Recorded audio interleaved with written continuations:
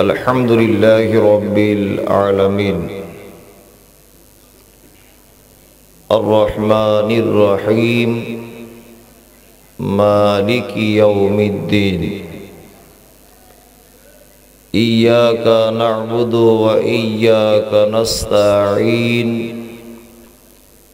اهدنا الصراط المستقيم صراط الذين أنعمت عليهم غير المغضوب عليهم ولا الضالين آمين ربنا آتنا في الدنيا حسنة وفي الآخرة حسنة وقنا عذاب النار آمين ربنا ظلمنا أنفسنا وإن لم تغفر لنا وترحمنا لنكونن من الخاسرين آمين اللهم صل على محمد وعلى آل محمد كما صليت على إبراهيم وعلى آل إبراهيم إنك حميد مجيد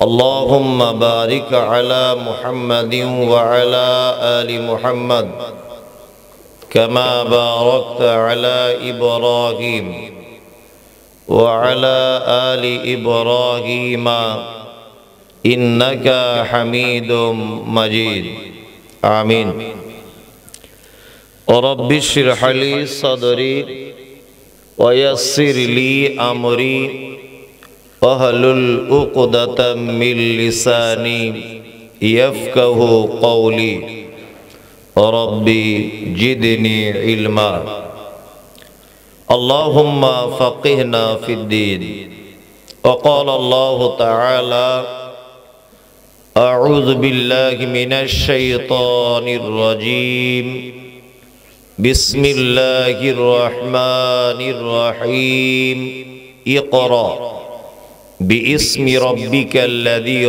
خلق خلق الإنسان من علق اقرأ وربك الأكرم الذي علم بالقلم علم الإنسان ما لم يعلم আজকের এই দ্বীনি জলসার সুযোগ্য নির্বাচিত যোগ্যতম সভাপতি প্রধান অতিথি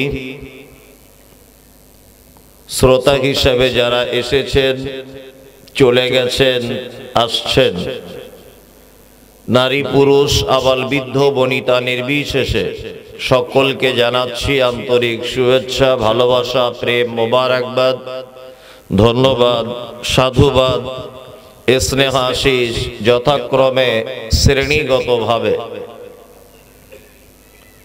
আলহামদুলিল্লাহ আমি আরবিতে আল্লাহর প্রশংসা আদায় করে নিয়েছি তথাপিও আমি একজন পিওর বাঙালি আমি বাংলাতেও আল্লাহর প্রশংসা আদায় করছি যিনি আমাদেরকে একটি সুন্দর মজলিসে বসে হাদিস এবং কোরআন শোনার তৌফিক দান করেছেন সংক্ষিপ্ত আকারে সকলেই বলি আলহামদুলিল্লাহ অতঃপর বিশ্ব বরেণ্য নেতা বহিপ্লবিক প্রণেতা সৈয়দুল মুরসালিন ইমামুল আম্বিয়া নবী মুহাম্মদ রাসূলুল্লাহ সাল্লাল্লাহু আলাইহি ওয়াসাল্লামের উপর অজস্র দরুদ শান্তির ধারায় বর্ষিত হোক আল্লাহুম্মা আমিন আল্লাহুম্মা সাল্লি আলাইহি এতক্ষণ পর্যন্ত আপনারা হাদিস এবং কোরআনের আলোকে অনেক জ্ঞান গর্ব আলোচনা শুনছিলেন। আমি এসেছি ভিন্ন এক দেশ থেকে। আমিও পবিত্র কোরআন এবং সহি হাদিসের দিকে লক্ষ্য রেখে কিছু কথা আলোচনা করার চেষ্টা করব। ওমা তৌফিকি ইল্লা বিল্লাহ আলাইহি তাওয়াক্কালতু ওয়া ইলাইহি উনীব। আমি পবিত্র গ্রন্থ মুকুট আল কোরআনুল কারীমের সর্বপ্রথম নাজিলকৃত 5টি আয়াত আপনাদের সামনে তেলাওয়াত করেছি। প্রয়োজন বিশেষে আরো কিছু কোরআনের আয়াত এবং সহি হাদিস আপনাদের সামনে আনা যাবে ইনশাআল্লাহ। আমি কোন রকম ভূমিকা এদিকে ওদিকে কথাবার্তা না বলে আমি আমার আলোচ্য বিষয়ের উপরে আলোচনা করার চেষ্টা করব ইনশাআল্লাহ। আলোচ্য বিষয় হচ্ছে শিক্ষার গুরুত্ব। এই ব্যাপারে কিছু কথা আলোচনা রাখবো ইনশাআল্লাহ। তারপরেও আমাকে অনেকজন অনেক রকম ভাবে বলেছেন, জাহান্নামের ব্যাপারে বলবেন, মেয়েদের ব্যাপারে বলবেন, তারপরে দ্বীনি শিক্ষার ব্যাপারে বলবেন। অনেক মানুষ অনেক রিকোয়েস্ট করেছেন। এখন আমি তো মানুষ, সবার তো মন রাখতে পারবো না। ওই জন্য আমি সিদ্ধান্ত উপনীত হয়েছি যে আমি একটি বিষয়ের উপরে বলবো, তাতে আলহামদুলিল্লাহ কেউ কেউ চলেও আসতে পারে, কেউ কেউ বাদও পড়ে যেতে পারে। কারণ একদিনের মাহফিলে সবার মন জয় করা যাবে না। আমি সর্বপ্রথম আলোচ্য বিষয়ের আগে আপনাদেরকে কয়েকটি জিনিস জিজ্ঞাসা করতে চাইছি। খুব তাড়াতাড়ি করে উত্তর দেবেন, তাহলে আলোচনা এগিয়ে যাবে ইনশাআল্লাহ। আচ্ছা, পবিত্র আল কোরআনে সর্বপ্রথম কোন বিষয়ের উপরে আয়াত অবতীর্ণ হয়েছে? শিক্ষার উপর। নাম্বার 2, হযরত মুহাম্মদ সাল্লাল্লাহু আলাইহি ওয়াসাল্লাম কোন দেশে জন্মগ্রহণ করেছিলেন? আরব দেশে। আর কোন শহরে? মক্কা শহরে। আর আল্লাহ রাসূল সাল্লাল্লাহু আলাইহি ওয়াসাল্লাম যে প্রেক্ষাপটে পৃথিবীতে এসেছিলেন বা যে যুগে, যে সময়টার নাম কি? আইয়ামে জাহিলিয়াত, মানে বর্বরতার যুগ, তাই না? এখানে দুটি জিনিস কথা আপনাদেরকে বলে রাখছি, এটা আপনার উপকার হবে শুনলে।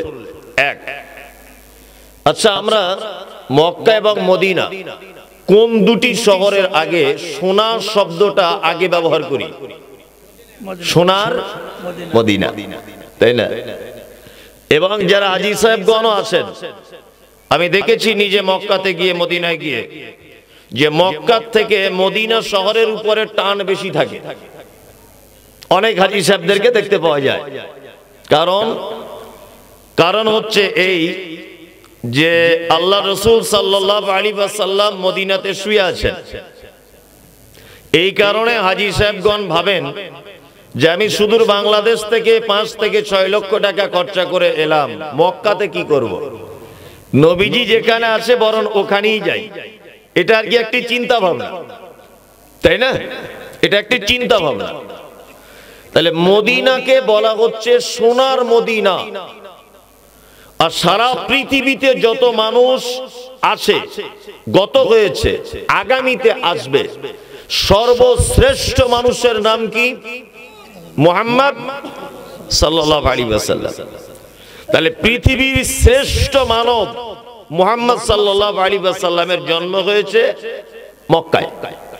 অথচ আমরা বলি মদিনাকে সোনার মদিনা। মদিনা অবশ্যই সোনার মদিনা, এই ব্যাপারে আপনার সঙ্গে আমার দ্বিমত নেই। তবে আল্লাহ সুবহানাহু ওয়া তাআলা কেন মুহাম্মদ সাল্লাল্লাহু আলাইহি ওয়াসাল্লামকে মক্কায় প্রেরণ করলেন, এই ব্যাপারটা আমাদের 1 মিনিটের জন্য একটু জেনে নিলে অনেক বিষয় উপকৃত হবেন আপনি নিজে।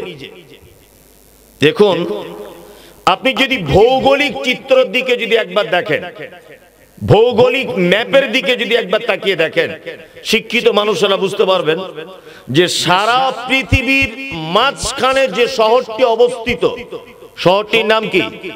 মক্কা, তাই না? আর মুহাম্মদ সাল্লাল্লাহু আলাইহি ওয়াসাল্লাম এসেছিলেন এক অন্ধকার যুগে। কি নিয়ে এসেছিলেন? আল কোরআন নামক আলো নিয়ে এসেছিলেন জাতিকে পথ দেখানোর জন্য, তাই তো? এটি একটি আলো। এটা একটি প্যান্ডেল বিশাল। এখন প্যান্ডেল যিনি তৈরি করেছেন উনি যদি একটি লাইট প্যান্ডেলের এক কোণাতে যদি লাগিয়ে দেন, আচ্ছা বলুন তো এই এক কোণাতে লাইট লাগানোর কারণে গোটা প্যান্ডেলের চারিদিকে লাইটটা সমানভাবে পড়বে না কোনো একদিক একটু অন্ধকার দেখাবে? কোনটা? কোনো একদিক একটু অন্ধকার দেখাবে। এখন লাইটম্যান প্যান্ডেল ম্যান যদি ওই লাইটটি একেবারে প্যান্ডেলের মাঝখানে যদি টাঙিয়ে দেয় তাহলে আলোটা চতুর্দিকে সমান ভাগে পড়বে কি পড়বে না? পড়বে। তা মুহাম্মদ সাল্লাল্লাহু আলাইহি ওয়াসাল্লামকে আল্লাহ সুবহানাহু ওয়া তাআলা মদিনায়, তায়েফ, বদর এই সমস্ত জায়গায় না পাঠিয়েছিলেন কোথায়? মক্কায়, যাতে এই মিডিল পয়েন্ট থেকে সারা পৃথিবীর চতুর্দিকে ইসলামটা একেবারে সমানভাবে ছড়িয়ে যায়। এটা একটি কারণ ছিল। দ্বিতীয় কারণ আর একটা বলি, আল্লাহ রাসূল সাল্লাল্লাহু আলাইহি ওয়াসাল্লাম যে প্রেক্ষাপটে তিনি এসেছিলেন তার নাম আইয়ামে জাহেলিয়াত। আইয়ামে জাহেলিয়াতটা এমন চরম পর্যায়ে পৌঁছে গিয়েছিল যে নারী এবং পুরুষ উভয়ের একটা যৌবনের চাহিদা থাকে। সে যখন প্রাপ্তবয়স্ক হয় না, একটা পুরুষ শারীরিক সম্পর্ক করত কার সঙ্গে? বেটি হলেও করত, ফুপু হলেও করত, মা হলেও করত, বোন হলেও করত। এদের সঙ্গে যে কিছু করা যাবে না এই হিতাহিত জ্ঞান তাদের ছিল না। জাহেলিয়াত এমন এক পর্যায়ে পৌঁছে গিয়েছিল, মানুষ মারা যাবার পর তাদের মাথাটা কাটা হতো, কেটে নেওয়া হতো, নিয়ে মাথার এক সাইডটাকে খুলে ফেলে দেওয়া হতো, মগজ বার করে দেওয়া হতো, আর ওই এক সাইডটা মাথার খুলি যেটাকে বলে এই জায়গাটা তারা মদ রেখে মদ পান করত। এতটাই জাহেলিয়াত তাদের ভিতরে বিস্তার করেছিল। আর সারা পৃথিবীতে তখন চলতো চারটি ভয়ঙ্কর পাপ। কটি পাপ? চারটি। এক হচ্ছে বৈধ মনে করে তারা ব্যভিচার করত। দুই, বৈধ মনে করে মদ পান করত। তিন, বৈধ মনে করে চক্রবৃদ্ধি হারে সুদ খেত। চার, গোত্রীয় ঝামেলায় জড়িয়ে পড়ত সামান্য অপরাধের কারণে। আপনি যদি ইসলামের ইতিহাস যদি আপনি পড়েন তাহলে দেখতে পাবেন আউস আর খাজরাজ বলে দুটি গোত্র একটি উটকে পানি পান করানোকে কেন্দ্র করে 1000 বছর 100 বছর যাবত তারা যুদ্ধ চালিয়ে গেছে। 100 বছর একটি উট কূপে পানি পান করানোকে কেন্দ্র করে দুটি গোত্রের ঝামেলা 100 বছর পর্যন্ত ঝামেলা চলেছে, লড়াই চলেছে। তাহলে কটি পাপ ছিল বড়? চারটি। মনে রাখবেন, আমি আবার ধরবো। এই সময় আল্লাহ রাসূল সাল্লাল্লাহু আলাইহি ওয়াসাল্লাম পৃথিবীতে এসেছিলেন। আরেকটা কথা আপনাদেরকে জেনে রাখতে হবে, সেটা হচ্ছে এই যে মুহাম্মদ সাল্লাল্লাহু আলাইহি ওয়াসাল্লাম নবুয়তি লাভ করেছিলেন কত বছরে? 40 বছরে। আর নবুয়তি অবস্থায় ছিলেন কত বছর? 23 বছর। আমরা আলেম ওলামারা, আমরা হুজুরেরা শুধুমাত্র আল্লাহ রাসূলের 23 বছরের জীবনীটা মানুষের সামনে তুলে ধরি, তাই না? নবীজি মধু খেতে পছন্দ করতেন, নবীজি লাউ খেতে পছন্দ করতেন, নবী বিবিদের সঙ্গে এরকম করতেন, নবীজি চুল আঁচড়াতেন, মাথায় তেল দিতেন, খাওয়ার পরে মিষ্টি খেতে পছন্দ করতেন, সালাতের আগে দাঁতন করতে পছন্দ করতেন, তিনি নরম বিছানায় শুতেন না। এইসব আলোচনা 23 বছরের, তাই না? কিন্তু এই যে জন্ম থেকে নিয়ে 40 বছর, এই যে একটি লং টাইম, দীর্ঘ সময়, এই সময়েও উম্মতে মুহাম্মাদীর জন্য কিছু শিক্ষা আছে না নেই? অজস্র শিক্ষা আছে। আপনাকে আমি দেখাচ্ছি।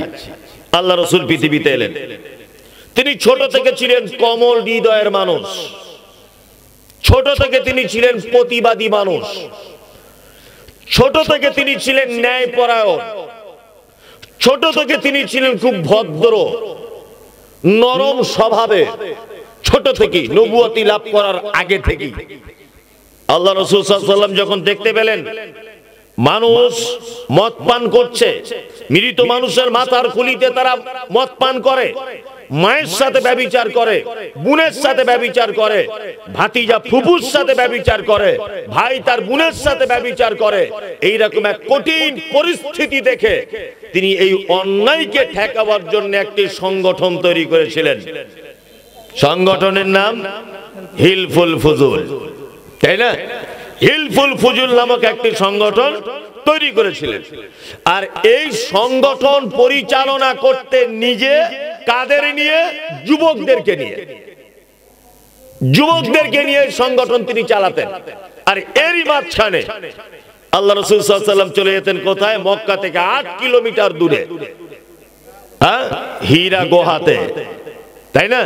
ওই গুহার একেবারে উঁচু জায়গাতে, হীরা নামক গুহাতে তিনি আল্লাহর ধ্যানে মগ্ন ছিলেন, মগ্ন থাকতেন। একদা জিবরিল আমিন এলেন, আপনাদের বাংলাদেশের প্রখ্যাত আলেম ডক্টর আসাদুল্লাহ আল গালিব হাফেজাহুল্লাহ, আমি জীবনে ওনার অনেক বই পড়েছি, লোকটাকে কোনোদিন চোখে দেখিনি। তা আজকে আল্লাহ সুবহানাহু ওয়া তাআলা আমার সঙ্গে মোলাকাত করিয়েছেন।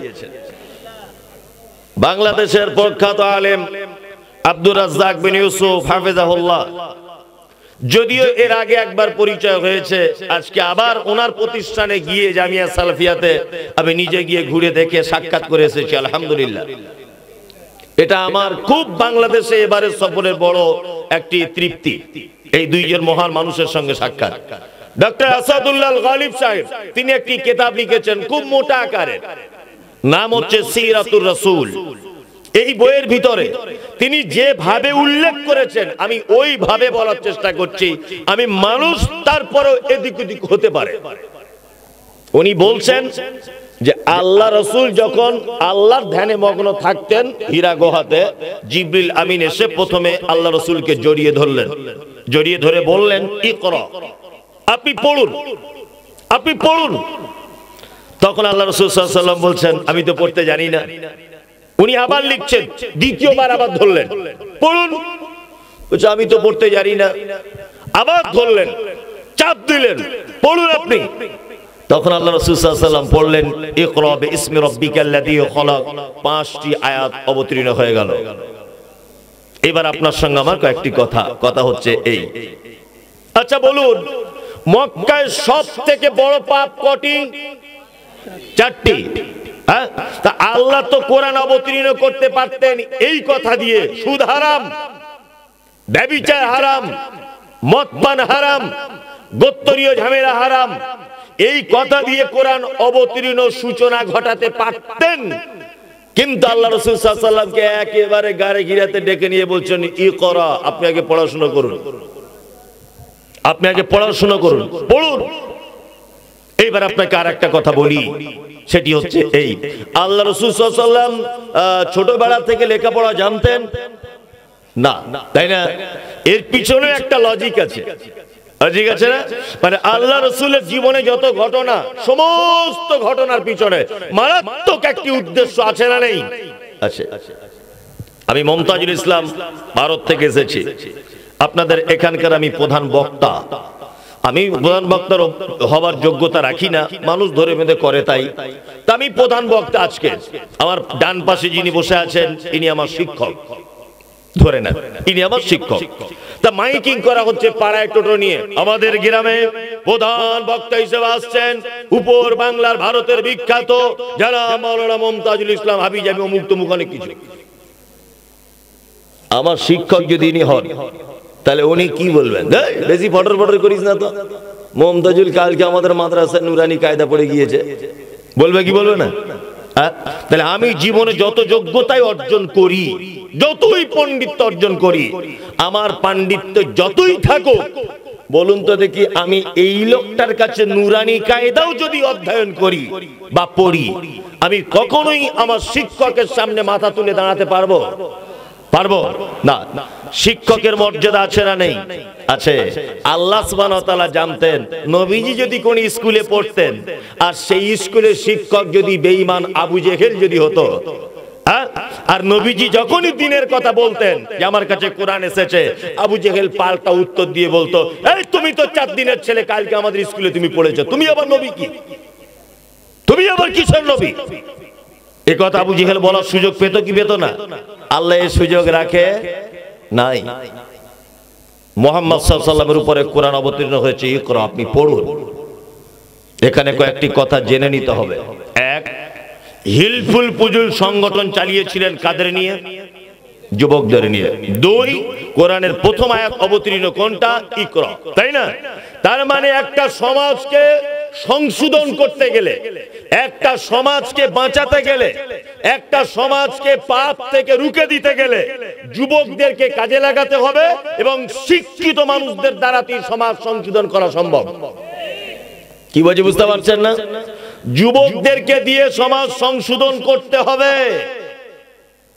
আরে এরা তো সেই যুবক যারা অমুক গ্রামে জলসা হয়েছে, মমতাজুলকে এনেছে 4 দিনেই চ্যালেঞ্জ করে আবার আরেকটা বক্তাকে নিয়ে গ্রামে জলসা করাচ্ছে। এরা তো সেই যুবক যারা পরের জায়গা জোর করে দখল করে ক্লাব ঘর তৈরি করে রাত 12টায় ভারত পাকিস্তান ক্রিকেট খেলার ম্যাচ শেষ হয়েছে, রাত 2টার সময়তে ওই পোল্ট্রির মুরগির দোকানদারের দোকান খুলে তার দোকানের মুরগি কিনে রাত 3টার সময়তে পিকনিক করে খেয়ে তবে ফজরের নামাজ না পড়ে ঘুমিয়েছে। এরা তো সেই যুবক। হ্যাঁ, তার মানে এদের ক্ষমতা, এদের পাওয়ার এত বেশি যে এরা যখন তখন যে কোনো জিনিসের পরিবর্তন ঘটিয়ে দিতে পারে। পারে না? পারে। আমাদের মুসলিম সমাজের এত অধঃপতনের অনেক কারণের 2-3টা দুনিয়াবি কারণ আমি আপনাদের সামনে পেশ করছি, দেখুন আপনার কাছে কেমন লাগে।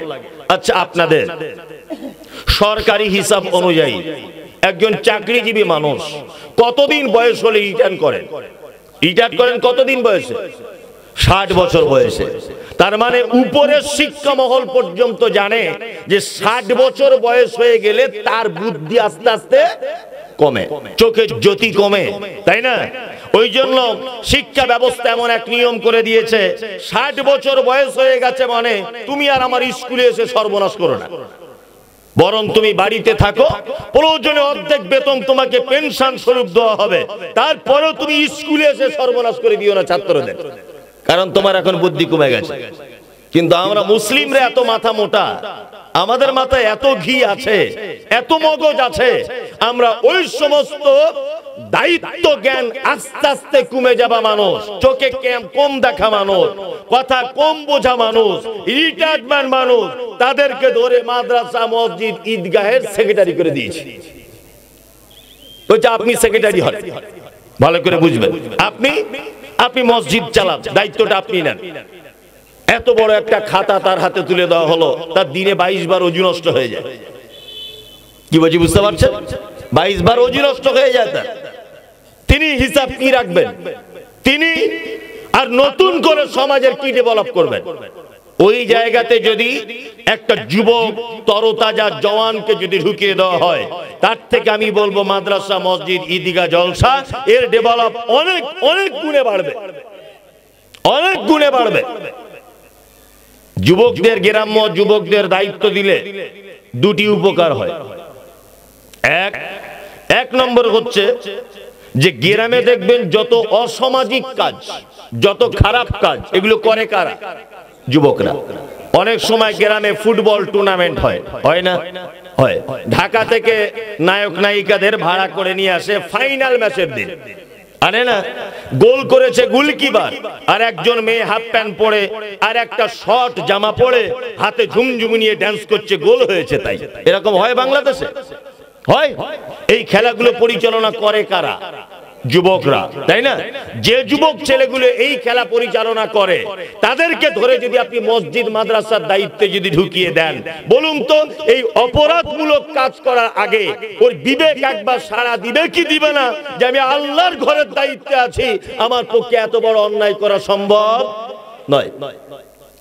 তার মানে ওদের দায়িত্ব দিলে অন্যায় থেকে সমাজ বাঁচবে।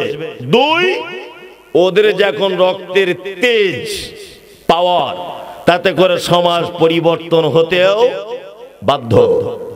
কিন্তু আমরা কি পুরোটাই উল্টা, পুরোটাই উল্টা না, পুরোটাই উল্টা। প্রতিটা কাজে যুবকদেরকে এগিয়ে আনতে হবে। দুই নম্বরে হচ্ছে শিক্ষিত মানুষদের প্রতিটা কাজে অগ্রাধিকার দিতে হবে। কি বললাম বুঝলেন? বর্তমানে শিক্ষিত মানুষরা মর্যাদা পায় না, টাকা বেশি, ওই ইউরোপে থাকে, আমেরিকায় নাকি ন্যাশনালিটি পেয়ে গেছে, কোটি কোটি কোটি কোটি টাকার মালিক, অনেক টাকা, কিন্তু দুর্ভাগ্য লোকটি লেখাপড়া জানে না। উনি আমাদের এই জলসাতে 5 লাখ টাকা দিবেন, গোপনে খোঁজ এসেছে, খবর এসেছে, সঙ্গে সঙ্গে হ্যান্ডবিলে প্রধান অতিথি অমুক সাহেব, প্রধান অতিথি অমুক সাহেব, তাই না, বিশেষ অতিথি অমুক সাহেব, অথচ ওনার পেটে বিদ্যা বলে কোনো জিনিস নাই। অথচ একজন প্রিন্সিপাল মানুষ, একজন মাস্টার মানুষ, একজন আলেম মানুষ স্টেজের নিচে বসার জায়গা পায় না, উনি বসলেন কোথায়? উপরে। তার মানে আমরা শিক্ষিত মানুষদের মর্যাদা দিতে পারি নাই। বিজ্ঞানের ভাষা হচ্ছে এই, অন্ধকার বলে কোনো বস্তু নেই, অন্ধকার বলে কোনো বস্তু নেই। তাহলে অন্ধকারটা কি? বিজ্ঞানের ভাষা হচ্ছে আলোর অনুপস্থিতির নাম হচ্ছে অন্ধকার। কি বলছি বুঝতে পারছেন?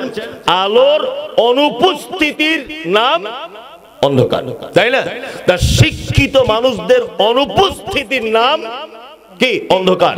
আজকে গোটা বাংলাদেশ, গোটা ভারত, সারা পৃথিবীতে অশিক্ষিতদের হাতে সমাজ চলে গেছে।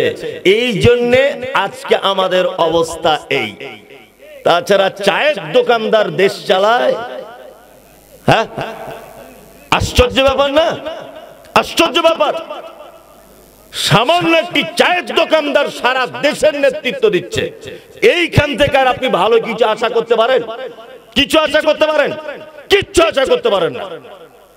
আপনি একজন নির্বোধ অশিক্ষিত মানুষকে একদম ভোট দিয়ে তাকে এমএলএ কেন, তাকে একদম উপর পোস্ট পর্যন্ত পৌঁছে দিয়েছেন, এমপি নেপি পার করে।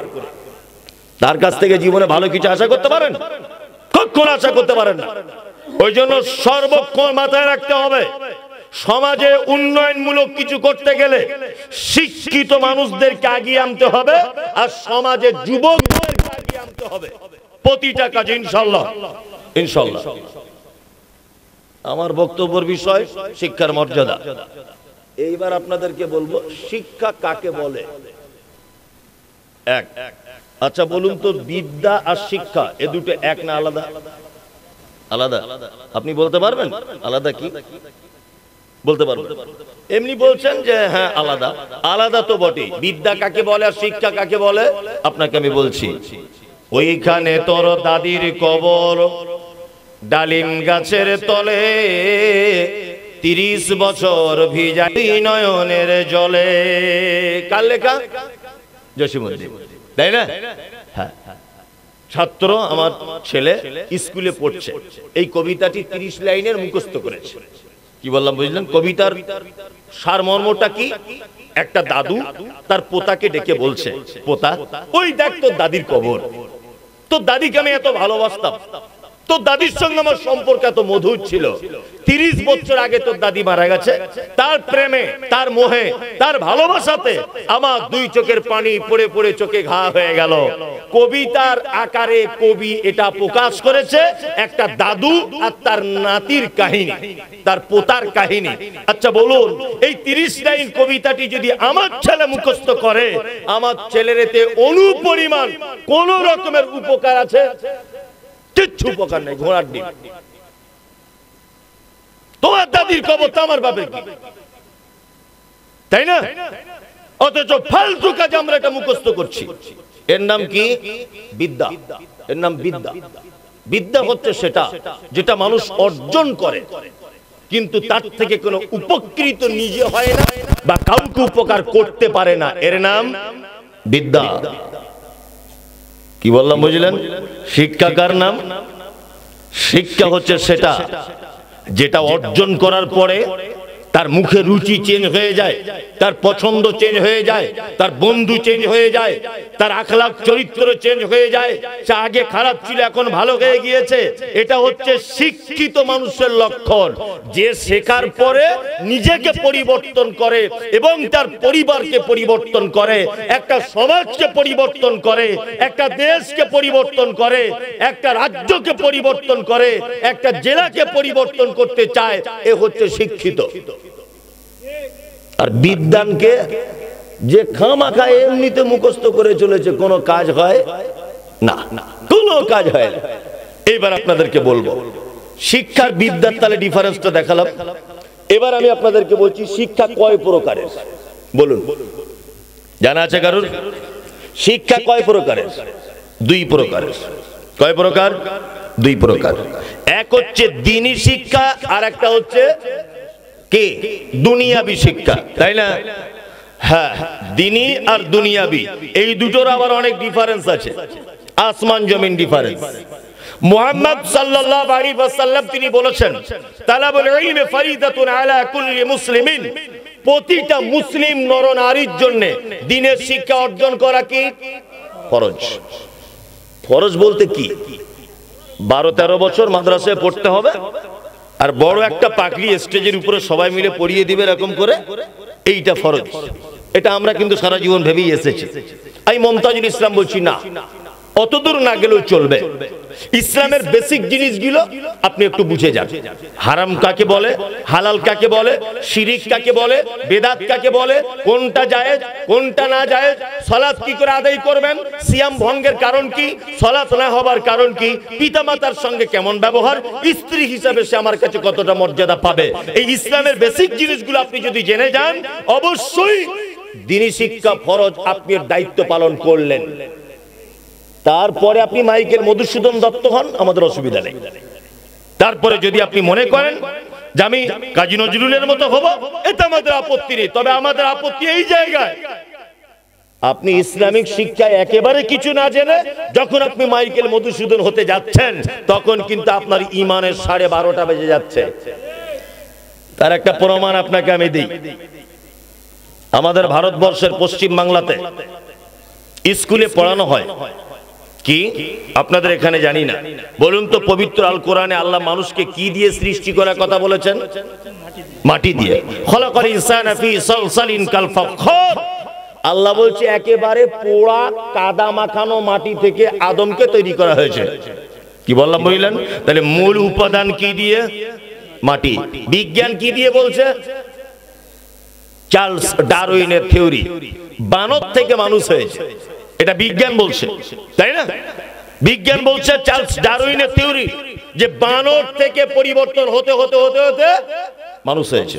ওই জন্য দেখবেন আপনাদের বাংলাদেশের খবর জানি না, আমাদের ভারতবর্ষের পশ্চিম বাংলায় ডাক্তার বাবুদের যে চেম্বারে বসেন, স্কুল মাস্টার যে স্কুলের হেডমাস্টার যে রুমটাতে প্রবেশ করেন বা বসেন, ওই রুমে কিছু কিছু ক্যালেন্ডার থাকে, আর ওই ক্যালেন্ডারে দেখবেন একটা লোক এইরকম করে আছে, আর একটা একটু বড়, আর একটা একটু বড়, আর একটা একটু বড়, তারপরে একজন হাফ প্যান্ট পরে, তারপরে একজন ফুল মানুষ। তার মানে ছাত্রদেরকে বোঝানো হয় প্রথমে মানুষ ছিল এইরকম বানর, তারপর বিবর্তন হয়ে হয়েছে গরিয়াল, তারপর বিবর্তন হয়েছে এইরকম হায়ানাকের মতো, তারপর বিবর্তন হতে হতে মানুষের মতো, তারপরে গিয়ে লাস্টে ফিনিশিং মানুষ। এটা বোঝানো হয় কি হয় না? হয়। বাংলাদেশে হয় এরকম? হয় না? হয় না, কিন্তু আমাদের ওদিকে হয়। হ্যাঁ, আগে হয়তো হয়েছে, এখন হয়তো উঠে গেছে, আলাদা বিষয়। কিন্তু আপনাদের কাছে আমার একটা কথা জানতে ইচ্ছা করছে, চার্লস ডারউইন যে থিওরি পেশ করেছে যে বানর থেকে মানুষ তৈরি হয়েছে, এটা কি সত্য? 2024 সালেও তো আমাদের ভারতবর্ষের মাটিতে স্কুলে এটা পড়ানো হয়। হ্যাঁ, বাংলাদেশে হয়েছে। আল্লাহু আকবার, বলছে বানর থেকে মানুষ। এবার আপনাদেরকে একটা কথা বলি, খুব মনোযোগ দিয়ে শুনবেন। আমার এক ছেলে এক মেয়ে, তা আমার মেয়ে একদিন, আচ্ছা আপনাদের প্রথম একটা কথা বলে নি, আপনার বাড়িতে একটা দেশি গরু আছে, গাই গরু। আপনি যদি ডাক্তার বাবুকে বলেন যে ডাক্তার বাবু আমার দেশি গরুর পেট থেকে একটা জার্সি গরু বা একটা শাহিওয়াল গরুর বাছুর আমার দরকার, বলুন তো দেশি গরুর পেট থেকে বাছুর পাওয়া সম্ভব না অসম্ভব? সম্ভব। ইনজেকশন পুশ করলে হবে কি হবে না? হবে। আপনি যদি মনে করেন যে আপনার বাড়িতে একটি গরু আছে, যে গরুর পেট থেকে আপনি একটা আমেরিকান গরুর বাচ্চা নেবেন, অবশ্যই আমেরিকান ওই বীর্য যদি গরুর কাছ থেকে সংগ্রহ করে এর ভিতরে যদি ডাক্তার বাবুরা পুশ করে, এটা সম্ভব? সম্ভব না অসম্ভব? সম্ভব। আমার মেয়ে একদিন হঠাৎ করে বলছে, আব্বু আমাদের একটা হরিণের বাচ্চা কিনলে হয় না? বলি, মা হরিণের বাচ্চা তো সরকারি ভাবে তো পারমিশন নাই, হরিণের বাচ্চা কি করে সম্ভব? আমি ডাক্তারকে বললাম, গরুর ডাক্তারকে, আমার বাড়িতে একটা গাই গরু আছে, একটা হরিণের ইনজেকশন দিন না, যাতে একটা হরিণের বাচ্চা হয়। আচ্ছা বলুন তো, ইনজেকশন যদি ডাক্তারবাবু দেয়, কিয়ামত পর্যন্ত আমার গরুর পেট থেকে হরিণের বাচ্চা সম্ভব না অসম্ভব? অসম্ভব। আমার গরুর পেট থেকে আমেরিকান গরু হবে, বাংলাদেশের গরু হবে, মায়ানমারের গরু হবে, এ কথা ঠিক। তার মানে ওর পার্টস, যত যাবতীয় ওর দেহে পার্টস রয়েছে, সমস্ত পার্টস গরু জন্ম দিতে সক্ষম, হাতি জন্ম দিতে সক্ষম নয়। গরুর পেট থেকে হরিণ জন্ম দেওয়া সক্ষম নয়। তা আমি চার্লস ডারউইন সাহেবকে বলবো, আপনি যে বললেন বানর থেকে মানুষ হয়েছে, বানর তো ভিন্ন একটি প্রাণী, ভিন্ন একটি প্রাণী না? আচ্ছা, চার্লস ডারউইন এই থিওরি জানিয়েছে কত বছর আগে? ধরে নেন 200 বছর আগে, 100 বছর আগে ধরে নেন এই থিওরি দিয়েছে। 100 বছর আগে তিনি বলেছেন বানর থেকে মানুষ হচ্ছে। তাহলে 100 বছর আগেকার সুন্দরবনের বানরেরা একটাও খবর পেয়েছেন নতুন করে কেউ মানুষ হয়েছে? পেপার পত্র পত্রিকা দেখতে পাওয়া গেছে? তার মানে এটা একেবারে ভুয়ো, এটা একেবারে মিথ্যা কথা। এর সঙ্গে বিজ্ঞানের সঙ্গে কোরআনের একেবারে সংঘর্ষ। সংঘর্ষ না? চার্লস ডারউইনের এই তত্ত্বের সঙ্গে কোরআনের একেবারে সংঘর্ষ। আমাদের স্কুলে পড়ানো হয়, আমাদের মাঝে একজন নবী এসেছিলেন, তার নাম হচ্ছে ঈসা আলাইহিস সালাম। তাকে স্কুলে পড়ানো হয় আমাদের ভারতবর্ষে, তার নাম যিশু পড়ানো হয়। তার মায়ের নাম মারিয়াম। ভারতের স্কুলে পড়ানো হচ্ছে, তার মায়ের নাম মেরি। জন্ম বাইতুল্লাহাম। স্কুলে পড়ানো হচ্ছে ওর জন্ম বেতেলহেম। বেতেলহেম ওর জন্ম। বলুন, আপনার ছেলের ভিতরে যদি দিনের জ্ঞান যদি না থাকে, আর আপনার ছেলে যদি এই থিওরি অনুযায়ী তার মাথায় যদি ঢুকে থাকে, চার্লস ডারউইন বলেছে বানর থেকে মানুষ, আর আপনার বেটা যদি চার্লস ডারউইনের এই থিওরিটা তার ব্রেনে রেখে যদি মৃত্যুবরণ করে, তার ঈমান থাকবে না ঈমান যাবে? কোনটা? ঈমান চলে যাবে। কোরআন বলছে এর নাম ঈসা, স্কুলে পড়ানো হচ্ছে এর নাম যিশু। কোরআন বলছে এর মায়ের নাম মারিয়াম, স্কুলে পড়ানো হচ্ছে এর মায়ের নাম মেরি। বলুন দেখি, কোরআনের সঙ্গে সংঘর্ষ হচ্ছে কি হচ্ছে না? হচ্ছে। ওই জন্য মুহাম্মদ সাল্লাল্লাহু আলাইহি ওয়াসাল্লাম বলেছেন, তালাবুল ইলমি ফারিজাতুন আলা কুল্লি মুসলিমিন, প্রতিটা মুসলিম নরনারীর জন্য দ্বীনের শিক্ষা অর্জন করা ফরজ। এই কারণে যাতে তোমার ঈমানটা অন্তত পক্ষে থেকে যায়। কি বুঝি বুঝতে পারছেন? ঈমানটা যাতে করে তোমার টিকে যায়। তোমার ভিতরে যদি দ্বীনের জ্ঞান একেবারে না থাকে, তাহলে তোমার ঈমান টিকবে না, ঈমান পর্যন্ত তোমার ক্ষয় হয়ে যাবে। তাহলে আপনাকে দুটো জিনিস দেখালাম, এক দুনিয়াবি শিক্ষার কথা বললাম, তাই না? এবারে দ্বীনি শিক্ষা, এটাকে তো আমরা খুব খারাপ নজরে দেখি। অনেক মানুষই এটা খারাপ নজরে দেখে। মৌলভী সাহেব হুজুর, ও তো চাঁদা চাওয়ার লাইন, ও তো চাঁদা আদায় করা একটা লাইন বার করেছে, মাইক নিয়ে এখানে ওখানে চাঁদা তুলে তুলে বেড়াচ্ছে।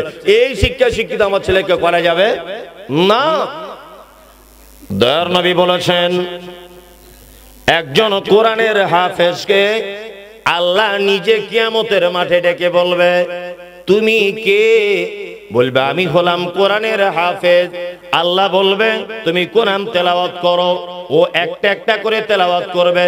আপনাদের কাছে জানতে ইচ্ছা করে, এই মুহূর্তে সারা পৃথিবীর সবথেকে উচ্চ বিল্ডিংটা, তার নাম কি বলুন? বুরুজ খলিফা। কত তলা হবে? 100 তলা হবে, 200 তলা হবে, 136 তলা বুরুজ খলিফা। আর সারা পৃথিবীতে 1 লক্ষ নয়, 1000 নয়, 2000 নয়, এইরকম কোন বিল্ডিং আছে নাকি? নাই। কিন্তু আল্লাহ তাআলা বলছেন, একজন হাফেজকে ডেকে বলা হবে, তুমি তেলাওয়াত করো। ও তেলাওয়াত করবে, আলহামদুলিল্লাহি রাব্বিল আলামিন, আল্লাহ বলবে জান্নাতের একতলার উপরে তুমি উঠে যাও, আর রহমানির রহিম আর একতলার উপরে তুমি উঠে যাও, মালিক ইয়াউমিদ্দিন আর একতলার উপরে তুমি উঠে যাও, মিনাল জিন্নাতি ওয়ান নাস।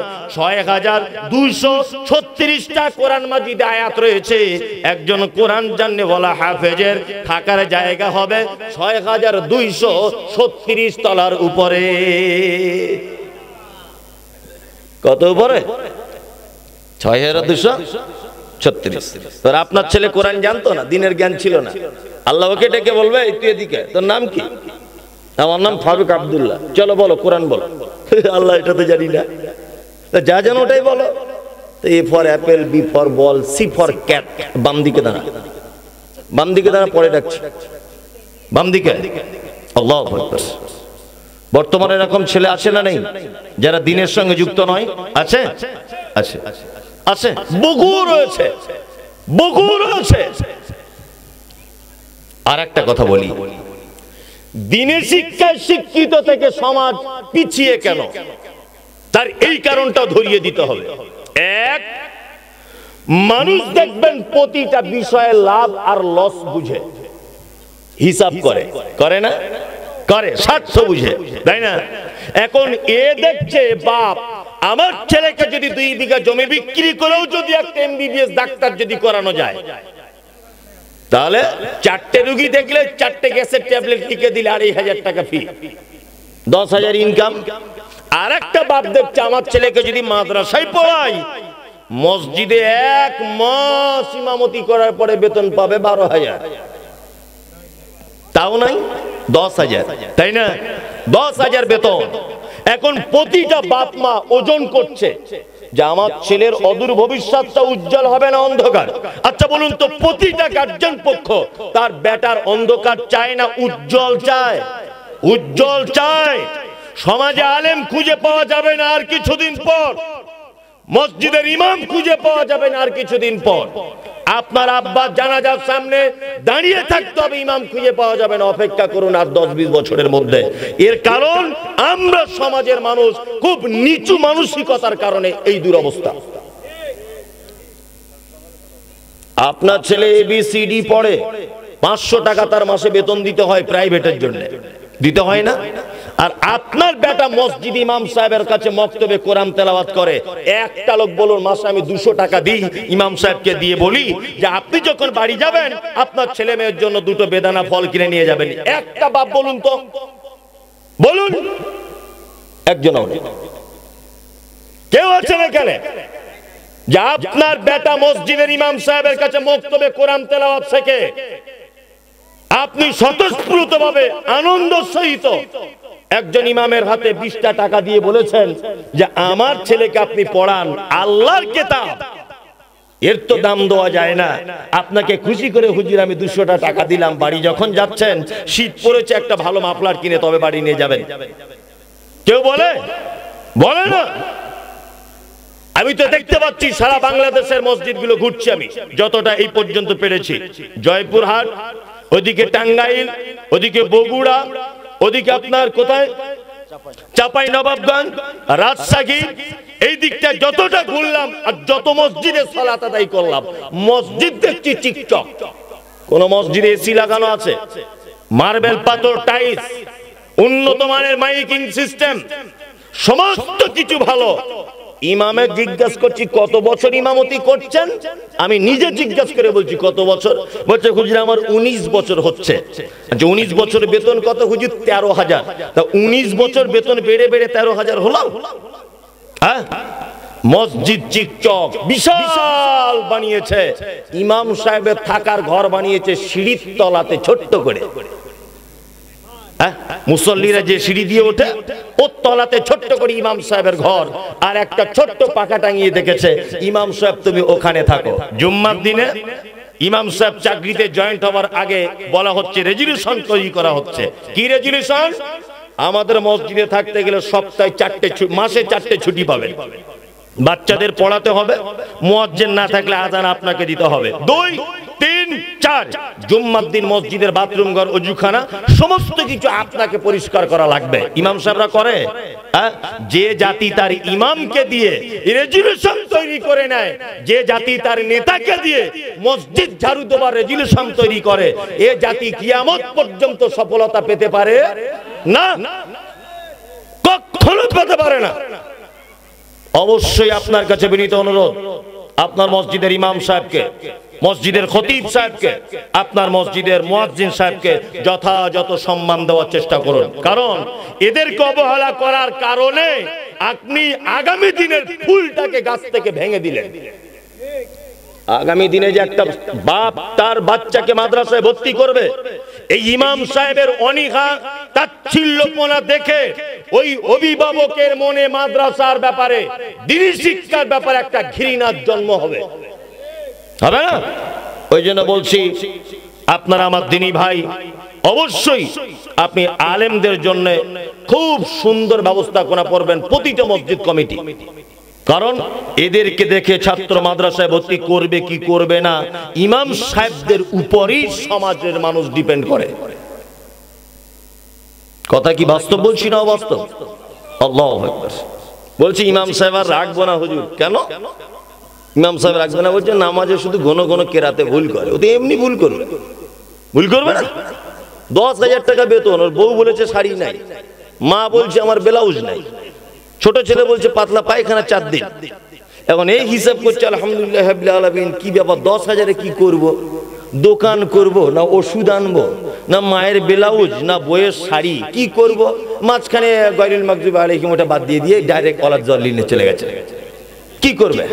কি বলছি বুঝতে পারছেন না? আমি হুগলি জেলা পশ্চিম বাংলার কোন একটা জায়গাতে মাদ্রাসায় পড়ি। আমি বাপের এক ছেলে, তা আমার আব্বা শুধু বলছে যে তোকে দিনের কাজ করতে হবে। তা আমি বলছি আব্বা আমি দিনের কাজ করবো, সব করবো, আমি মসজিদে থাকবো না, মসজিদের কাজ থেকে তুমি আমাকে রেহাই দাও, অন্য কিছু করাও। আমার আব্বা বলছে তোকে মসজিদেই থাকতে হবে প্রয়োজন হলে, কারণ আমি তোকে এই নিয়েতেই মাদ্রাসায় পড়িয়েছিলাম, নয় তুই ইমাম হবি, নয় তুই বক্তা হবি, নয় তুই দিনের দায়ী হবি, কিছু একটা তো তোকে হতেই হবে। তাই মসজিদ ইমামতি করছি। রাগ করে আমার মা যখন বারবার বলছে, আমি বললাম ঠিক আছে একটা ভালো মসজিদ দেখো। তা মসজিদ দেখেছে, তা রমজান মাস ইমামতি করছি। তখন সত্যি কথা যেটা বলছি, নতুন মাদ্রাসায় পড়ে এসেছি, আমার দাড়িগুলো খুব ছোট ছোট, মাঝে সাঝে একটু কেটে সেপ্টেবও করতাম, যেটা সত্যি সেটা। তা সেক্রেটারি শুধু আমাকে চায়ের দোকানে এখানে ওখানে বলে হুজুর আপনার সব ভালো, দাড়িটা একটু বাড়ান, দাড়িটা একটু বাড়ান। তা আমার রাগ সহ্য হলো না। আমি তখন বলে দিয়েছি বেতন যেমন দাড়ি তেমন। বেতন কম, দাড়ি আবার কত নিবে? কত আবার বড় দাড়ি রাখবো? যেমন বেতন তেমন দাড়ি। কি বলছি বুঝতে পারছেন না? লোকটা চুপ হয়ে গেল। কিছুদিন পর ওই লোকটাই আমাকে এসে বলছে বেতন 1800 টাকা। তখন ইন্ডিয়ান রুপিতে 1800 টাকা আমার বেতন। কিছুদিন এসে আমার পরে এসে আমাকে বলছে হুজুর দোয়া করবেন আমার ছেলে যেন চাকরি হয়, চাকরির পরীক্ষা দিয়েছে। আর ঠিক আছে দোয়া আমি করব, তবে বেতন যেন আমার মতনই থাকে। তখন বলছে হুজুর কেন এরকম দোয়া করছেন, 1800 টাকা চলে? বলছি তাহলে আমার চলে কি করে সেক্রেটারি সাহেব? বলছে আপনাদের বরকত আছে। তাহলে এক কাজ করুন, টাকা যখন বেতন আপনার বেটা পাবে আর আমিও যখন পাবো, দুজনে পাল্টাপাল্টি করে নেবো। বলছে না তা কেমন করে হয়? হ্যাঁ, ওর বেটা পাবে 30,000, আমি পাবো 1800 টাকা। বলছে আপনার বরকত বেশি। কি বলছি বুঝতে পারছেন না? আর কতদিন এই চালাকি করে ইমাম সাহেব গুলোকে মারবেন? হ্যাঁ, আর কতদিন? শুনুন, মসজিদে যাদের এসি লাগানো, মার্বেল লাগানো, টাইলস লাগানো, খুব উন্নত মানের চিকচাক করে মসজিদ করেছেন, 10,000 টাকা বাংলাদেশের টাকা বেতন দিলে নামাজ কবুল হওয়া বড় মুশকিল আছে, খুব মুশকিল। অবশ্যই নজর দেওয়ার চেষ্টা করবেন আলেমদের প্রতি। দুটো জিনিস বোঝালাম, একটা দ্বীনি শিক্ষার ব্যাপারে বললাম, আর এটা হচ্ছে দুনিয়াবি শিক্ষার ব্যাপারে বললাম, আর একটা হচ্ছে দ্বীনি শিক্ষা। কি বললাম বুঝলেন? এইবার আপনাদেরকে আমি বলছি, এই দুইটো শিক্ষার ভিতরে সব থেকে বেশি মর্যাদা আল্লাহর নিকটে কার? আল্লাহর নিকটে জ্ঞানীকে, আল্লাহর নিকটে শিক্ষিতকে। এই দুইটা শিক্ষায়, দুনিয়াবি শিক্ষার দ্বীনি শিক্ষা, আল্লাহর নিকটে শিক্ষিতকে, আল্লাহর নিকটে মর্যাদাবান কে। এইবার আপনাদেরকে আমি পবিত্র আল কোরআনের দুটি আয়াত আপনাদের সামনে পেশ করছি। আল্লাহ তাআলা বলছেন কুল হাল ইয়াস্তাবিল্লাযীনা ইয়ালামুনা ওয়াল্লাযীনা লা ইয়ালামুন। নবী হে, আপনি বলে দেন সারা পৃথিবীর মানুষকে যে যারা জানে আর যারা জানে না এরা উভয় কি সমান? না। এখানে আল্লাহ কি জানার কথা বলেছেন? আল্লাহ বলছেন নবী, যারা কোরআন জানে, যারা দ্বীনের জ্ঞান জানে আর যারা জানে না, এরা দুজন কখনোই সমান নয়। কখনো সমান না। আল্লাহ তাআলা কি বলছেন? কুল হাল ইয়াস্তাবিল আমা ওয়াল বাসীর ওয়াদ-দুলুমাতি ওয়ান-নূর। নবী আপনি বলুন, অন্ধ আর চোখালা লোক কি এক? কখনোই এক না। আল্লাহ এখানে কাদের অন্ধ বললেন, কাদের চোখালা বললেন? যাদের ভিতরে দ্বীনের জ্ঞান নেই এরা কি অন্ধ, আর যাদের ভিতরে দ্বীনের জ্ঞান আছে এরা চোখ ওলালো। তাই না? আমাদের সমাজে একটা মারাত্মক অন্যায় কাজ চলছে, বাংলাদেশে চলছে কি জানি না। এর একটা বাস্তবতা, আমি বাস্তববাদী মানুষ, আমি আপনার সঙ্গে ব্যাখ্যা মিলিয়ে দিচ্ছি। দেখুন আমাদের অবস্থা কি। আল্লাহ বলছেন যাদের ভিতরে কোরআনের জ্ঞান আছে এরা কি চোখ ওলালো, তাই না? আর যাদের নেই তারা অন্ধ, তাই না? এইবার আপনাদেরকে একটা কথা বলি, আমাদের সারা বাংলাদেশের তদন্ত করবেন, সারা ভারতবর্ষের তদন্ত করবেন, সমস্ত জায়গায় তদন্ত করবেন। একটি জিনিস, আমি মমতাজুল ইসলাম দুই চোখের অন্ধ দেখতে পাই না, একদমই দেখতে পাই না। তা আমার হাতে একটা বড় চাইনাজ লাইট দেওয়া হলো, চার্জার, চীনাদের লাইট দেওয়া হলো, খুব তেজ আলো লাইট। আমি অন্ধ, ভালো করে বুঝবেন। এখন আমাকে বলা হচ্ছে যে এই লোকটাকে একটু মেন রোড পর্যন্ত পৌঁছে দাও। আচ্ছা বলুন তো, আমি কিয়ামত পর্যন্ত কে পৌঁছাতে পারবো? আমার হাতে লাইট দিলেও কোনো কাজ হবে না। ধরে নেন যাওয়ার সময়তে ওনার সাহায্যে গেলাম, আসবো কি করে? লাইট আছে হাতে কিন্তু আমার চোখ নাই, চোখ নাই। তার মানে অন্ধ লোকের কাছে লাইট দিলে লাইটের মর্যাদা থাকবে না, সে হোঁচট খেয়ে পড়বে। সারা বাংলাতে, বাংলাদেশে আর সারা ভারতবর্ষের বাঙালিদের যত মাদ্রাসা আছে, এই মাদ্রাসা থেকে অন্ধকারের আলো দেখানো হয় জাতিকে, তাই না? এই মাদ্রাসার বেশিরভাগ দায়িত্বশীল মানুষদেরকে দেখতে পাবেন যে ওনারা কোরআন হাদিস সম্পর্কে একেবারেই অজ্ঞ, টাকা বেশি আছে বলে কমিটির দায়িত্বে রয়েছে। বাস্তব নয়? কমিটির দায়িত্বে তো রয়েছে, কেন? টাকা বেশি আছে তাই। অথচ আল্লাহ বলছে ওর ভিতরে দ্বীনের জ্ঞান নেই, ও অন্ধ।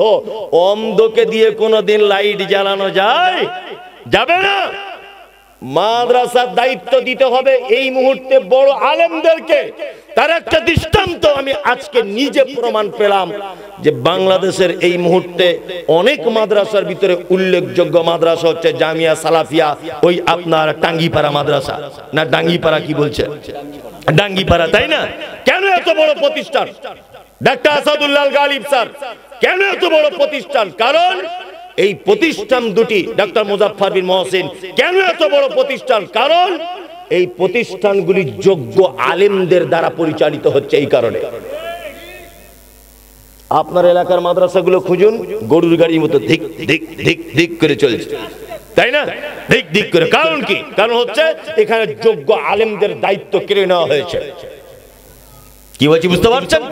এই বাংলাদেশের কথা বলছি না, সমস্ত জায়গায় একই অবস্থা চলছে। বিনীত অনুরোধ থাকলো আপনার কাছে, অবশ্যই মাদ্রাসা, মসজিদ, এই সমস্ত দায়িত্বশীলদেরকে দ্বীনের জ্ঞান থাকতে হবে। আর আমি এটাও মাঝে সাঝে ভাবি, এটাও খুব ভাবি, মসজিদের কমিটিতে ছিল 4 বছর, ওকে কমিটি থেকে বাদ দেওয়া হয়েছে। দক্ষিণ পাড়া মসজিদের কমিটি ছিল, বাদ দেওয়ার কারণে ও এখন উত্তর পাড়ার মসজিদে নামাজ পড়তে যায়। চাচা কি ব্যাপার? বলছে আমি কোনো অপরাধ করিনি, দেখো ভাতিজা, তবু আমাকে বাদ দিয়ে দিল। করে কি করে না? মাদ্রাসার কমিটি থেকে বাদ দিয়ে দিয়েছে ও, আর ওই মাদ্রাসার যায় না, দানও করে। আমি একটা জিনিস শুধু আমি, রাজনৈতিক দল পরিবর্তন করে, কারণ না আমাকে এবারে এমপি টিকিট দেওয়া হলো না, 5 বছর মেরে ধরে খেয়েছি, আমাকে এখন টিকিট দিচ্ছে না রানিং পার্টি।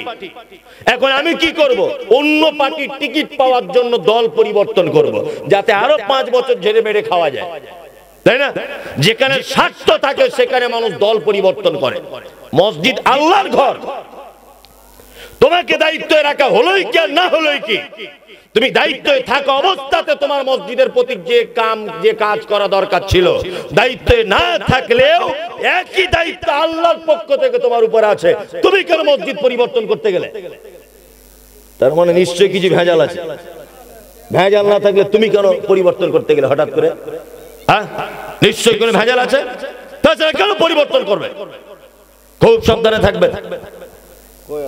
শিক্ষিত কোরআন হাদিসের মানুষদেরকে মসজিদ মাদ্রাসার দায়িত্ব দেবেন। আপনি যদি এই শিক্ষায় শিক্ষিত না হন, আপনি নিজেকে একটু আটকে রাখবেন যে না বাবা, আমি এই লাইনের লোক নয়। যে জানে তাকে অগ্রাধিকার দেন। কি বললাম বুঝলেন? এইবারে আপনাদেরকে আমি যে কথা বলতে চাইছি সেটা হচ্ছে এই, আমরা আমাদের বেটাদেরকে, আমরা আমাদের পরিবারকে কোন শিক্ষায় শিক্ষিত করব, আর আল্লাহ সুবহানাহু ওয়া তাআলা কোন শিক্ষার মর্যাদা দিয়েছে, এইবার আপনার সামনে আমি পেশ করার চেষ্টা করছি। এক, আল্লাহ দ্বীনি শিক্ষায় শিক্ষিত যারা হাদিস কোরআনে, তাদের আল্লাহ তো যা মর্যাদা দিয়েছে, দুনিয়া কি মর্যাদা এটা বলি? দুনিয়ার মর্যাদা দেখুন। এক, আপনার বউ বাড়িতে দেশি মুরগি ছোট থেকে মানুষ করেছে, আর ডিম খায় হুজুর। কি বলছি বুঝতে পারছেন না? হুজুর এসে তাড়াতাড়ি 4টে ডিম সিদ্ধ করে দেয়, অথচ আপনার স্ত্রী আপনাকে দেয় না। আপনার স্ত্রী দেশি মুরগি বাড়িতে ছোট থেকে বড় করেছে, খায় কে? বাংলাদেশের বড় হুজুর আসছে, রান্না কর তাড়াতাড়ি যুদ্ধ করে। এটা আল্লাহর পক্ষ থেকে। আমি তো দেখি যে মাদ্রাসার শিক্ষক হুজুরেরা যে আতর ব্যবহার করে, হেডমাস্টার ও আতর চোখে দেখে। কি বলছি বুঝতে পারছেন? চোখেই দেখতে পায় না। এটা আল্লাহর পক্ষ থেকে ভালোবাসা এবং দয়া। আল্লাহ সুবহানাহু ওয়া তাআলা শিক্ষিত মানুষের কত মর্যাদা দিয়েছেন, আর কোন শিক্ষার মানুষের মর্যাদা দিয়েছেন, আমি কোরআন থেকে একটা করে আপনাদেরকে বলছি। এক, পবিত্র আল কোরআনে একটি লোকের নামে একটি সূরা আছে। লোকটির নাম কি? লোকমান। নবী ছিলেন, রাসূল ছিলেন, কেউ ছিলেন না। বাড়ি কোথায়? ওনার বাড়ি হচ্ছে, আপনারা জানেন, বর্তমানে যে দেশটির নাম হচ্ছে দক্ষিণ আফ্রিকা। আগে বলা হতো দুর্ভিক্ষের মহাদেশ। এই দক্ষিণ আফ্রিকায় একটি শহর আছে, তার নাম হচ্ছে হাবাসা। আমরা বেলালের ব্যাপারে কি বলি? হযরতে বেলালের ব্যাপারে হাবশী দেশের মানুষ। জায়গাটার নাম হাবশী নয়, হাবাসা। কি বললাম বুঝলেন? বর্তমানে তার নাম হচ্ছে ইথিওপিয়া। এই ইথিওপিয়ার একটা একেবারে গ্রাম্য অঞ্চলে জন্মগ্রহণ করেছিলেন কে? লোকমান। দেখতে কেমন ছিল? প্রমাণে তাফসীর ইবনে কাসির আপনি খুলে দেখবেন, বলছে লোকমান হাকিম ছিল খুব কালো, কুচকুচে কালা। দুই, ঠোঁটটা ছিল খুব মোটা, মাটির দিকে ঝোলা। তিন, মাথার চুলগুলো ছিল পাখির বাসার মতো, দেখতে একেবারেই খারাপ। কিন্তু আল্লাহ সুবহানাহু ওয়া তাআলা এত জ্ঞানের অধিকারী করেছিলেন যে আল্লাহ তাআলা তার জ্ঞানকে নোট করেছেন পবিত্র আল কোরআনুল কারীমে। সুবহানাল্লাহ। লোকমান হাকিমের জ্ঞানকে কোথায় নোট করেছেন? পবিত্র আল কোরআনুল কারীমে। আল্লাহু আকবার। আপনার গায়ের লোম খারাপ হয়ে যাবে আমি একটা দুটো কথা যদি আপনাকে শোনাই। নাম্বার 1, লোকমান হাকিমের জ্ঞান কেমন দেখুন। লোকমান হাকিম তিনি বকরি চড়ানোর কাজ করতেন, আর ফার্নিচারের ভালো মিস্ত্রি ছিলেন। তা উনি একদা বকরি চড়িয়ে আসছেন, তা ওনার মালিক জিজ্ঞাসা করছেন বাড়িতে আসার পর, লোকমান, লোকের মুখে শুনছি তুমি নাকি খুব জ্ঞানী, বলো তো লোকমান, আজকে বাড়িতে রান্না কি হয়েছে, তোমার জ্ঞানের পরীক্ষা নেব। লোকমান বলছেন, হুজুর বাড়িতে আজকে রান্না হয়েছে বকরির গোশত। তখন মালিক বলছেন যে লোকমান, বকরির দেহের সবথেকে নিকৃষ্ট দুটি অঙ্গ আমাকে এনে দাও প্লেটে করে, আমি খাবো। জ্ঞানের পরীক্ষা। লোকমান হাকিম নিলেন হৃৎপিণ্ড আর জিহ্বা, এই দুটোকে নিলেন প্লেটে, পেশ করলেন। চুপচাপ মেরে মালিক খেলেন, কোনো কথা বললেন না।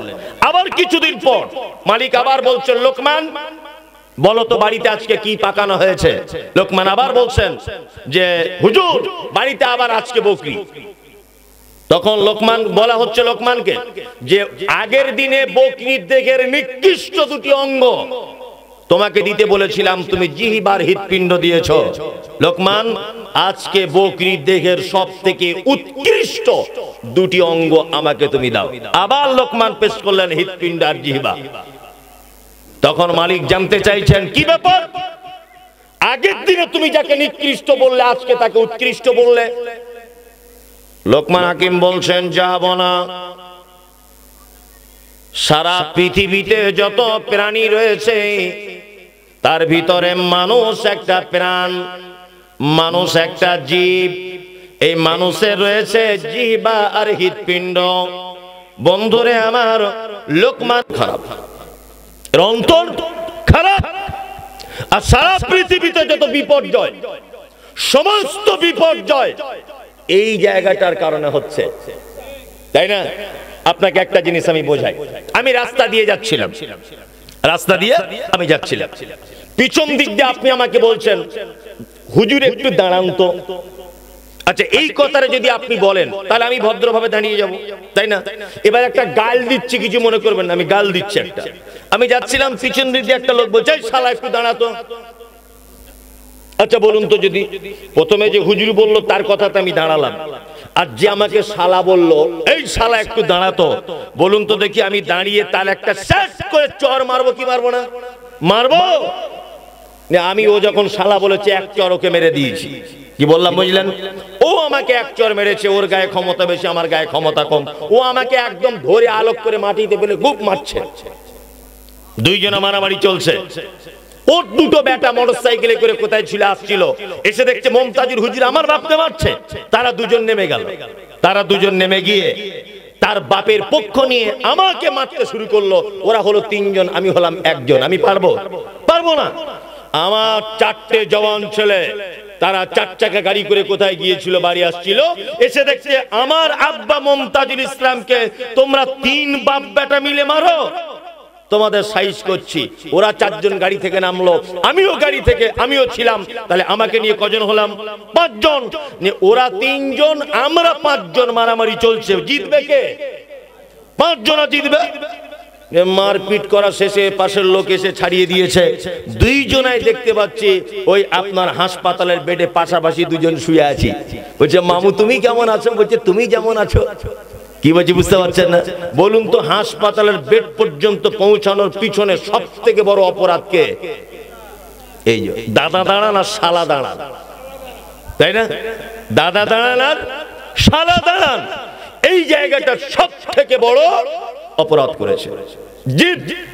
আজকে আপনারা দেখতে পাচ্ছেন না, আজকে ভারতবর্ষের মিডিয়াগুলো এমন অবস্থা করছে, মানে বাংলাদেশ সম্পর্কে ভারতবর্ষের হিন্দুদেরকে এমন করে ভাবিয়ে তুলছে যে ভারত আর বাংলাদেশ যুদ্ধ না লাগা পর্যন্ত তারা ক্ষান্ত হবে না, এমন ভাবে ভাবিয়ে তুলছে। অথচ আমি বাংলাদেশে এসেছি 3 তারিখে।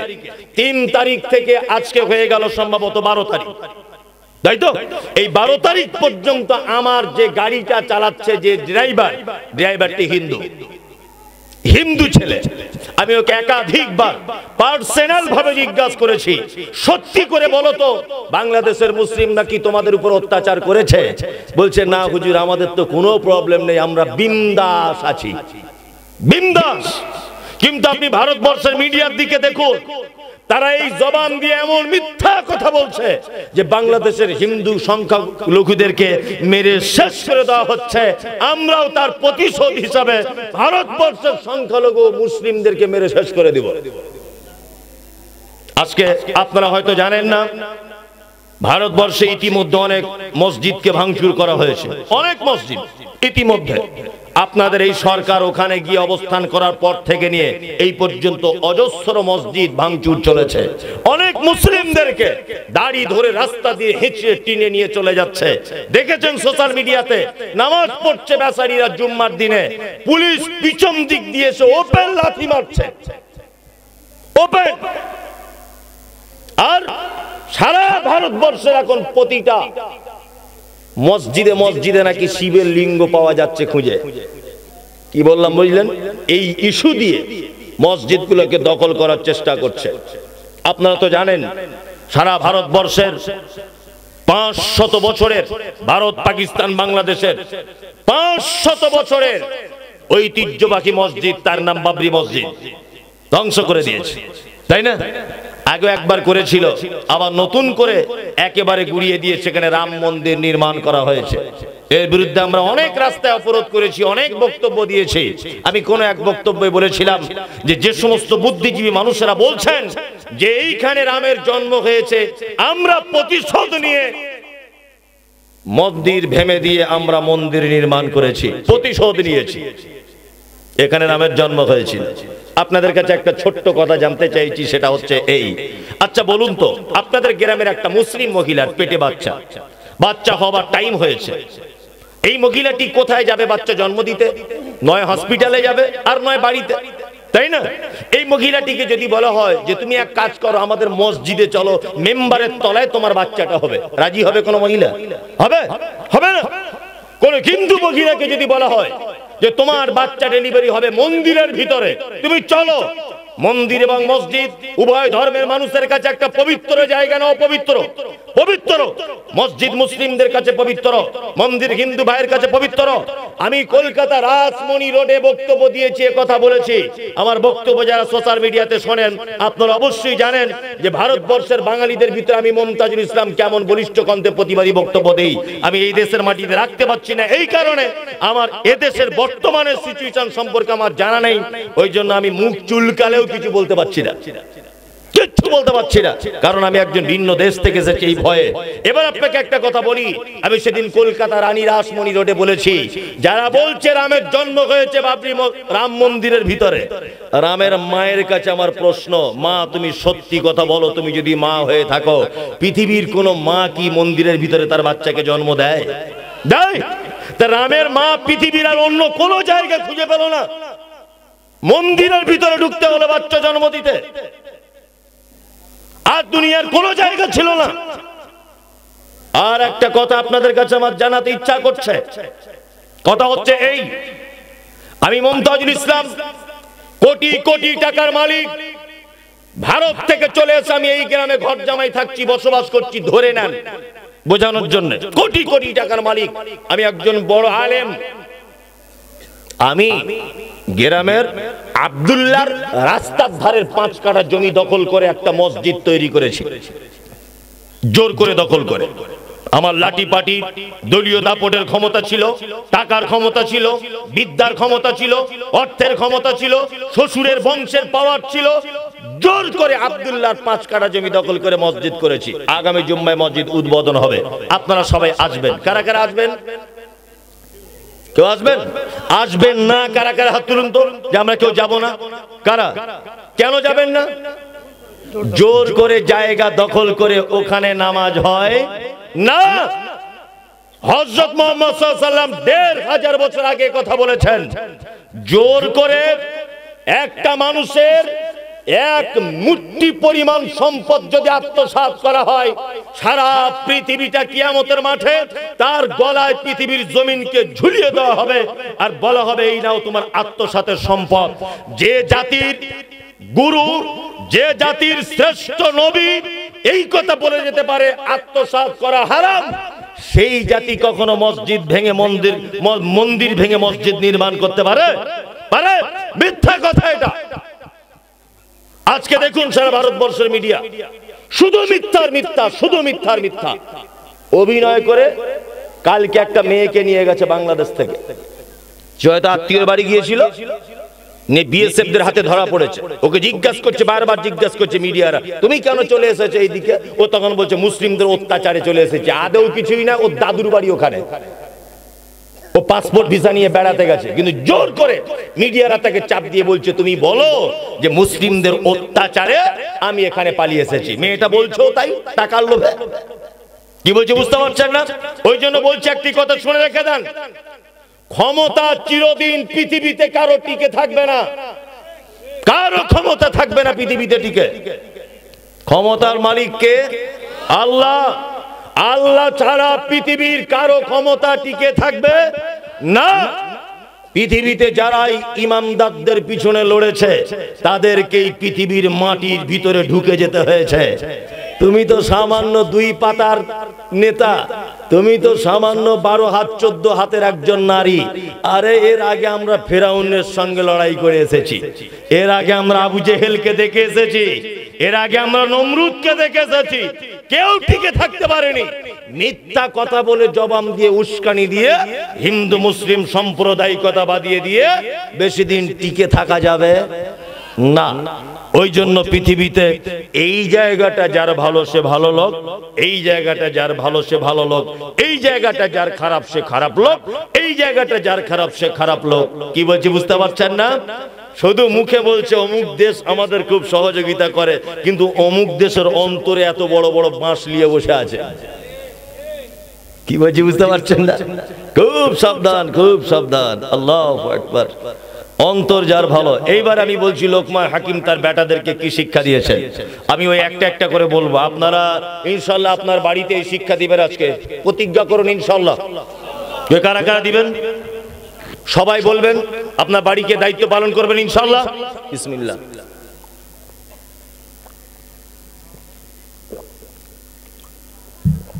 এই দেখুন, আলহামদুলিল্লাহ, লোকমান হাকিম তার বেটাকে শিক্ষা দিচ্ছেন কি? আল্লাহ তাআলা বলছেন, ওয়াইদ ক্বালা লুকমানু লিইবনিহি ওয়া হুয়া ইয়াইযুহু ইয়া বুনাইয়া লা তুশরিক বিল্লাহ ইন্নাশ শিরকা লাযুলমুন আযীম। লোকমান হাকিম প্রথম শিক্ষা দিচ্ছেন কি তার বেটাকে? বেটা কখনো যেন শিরিক করে দিও না।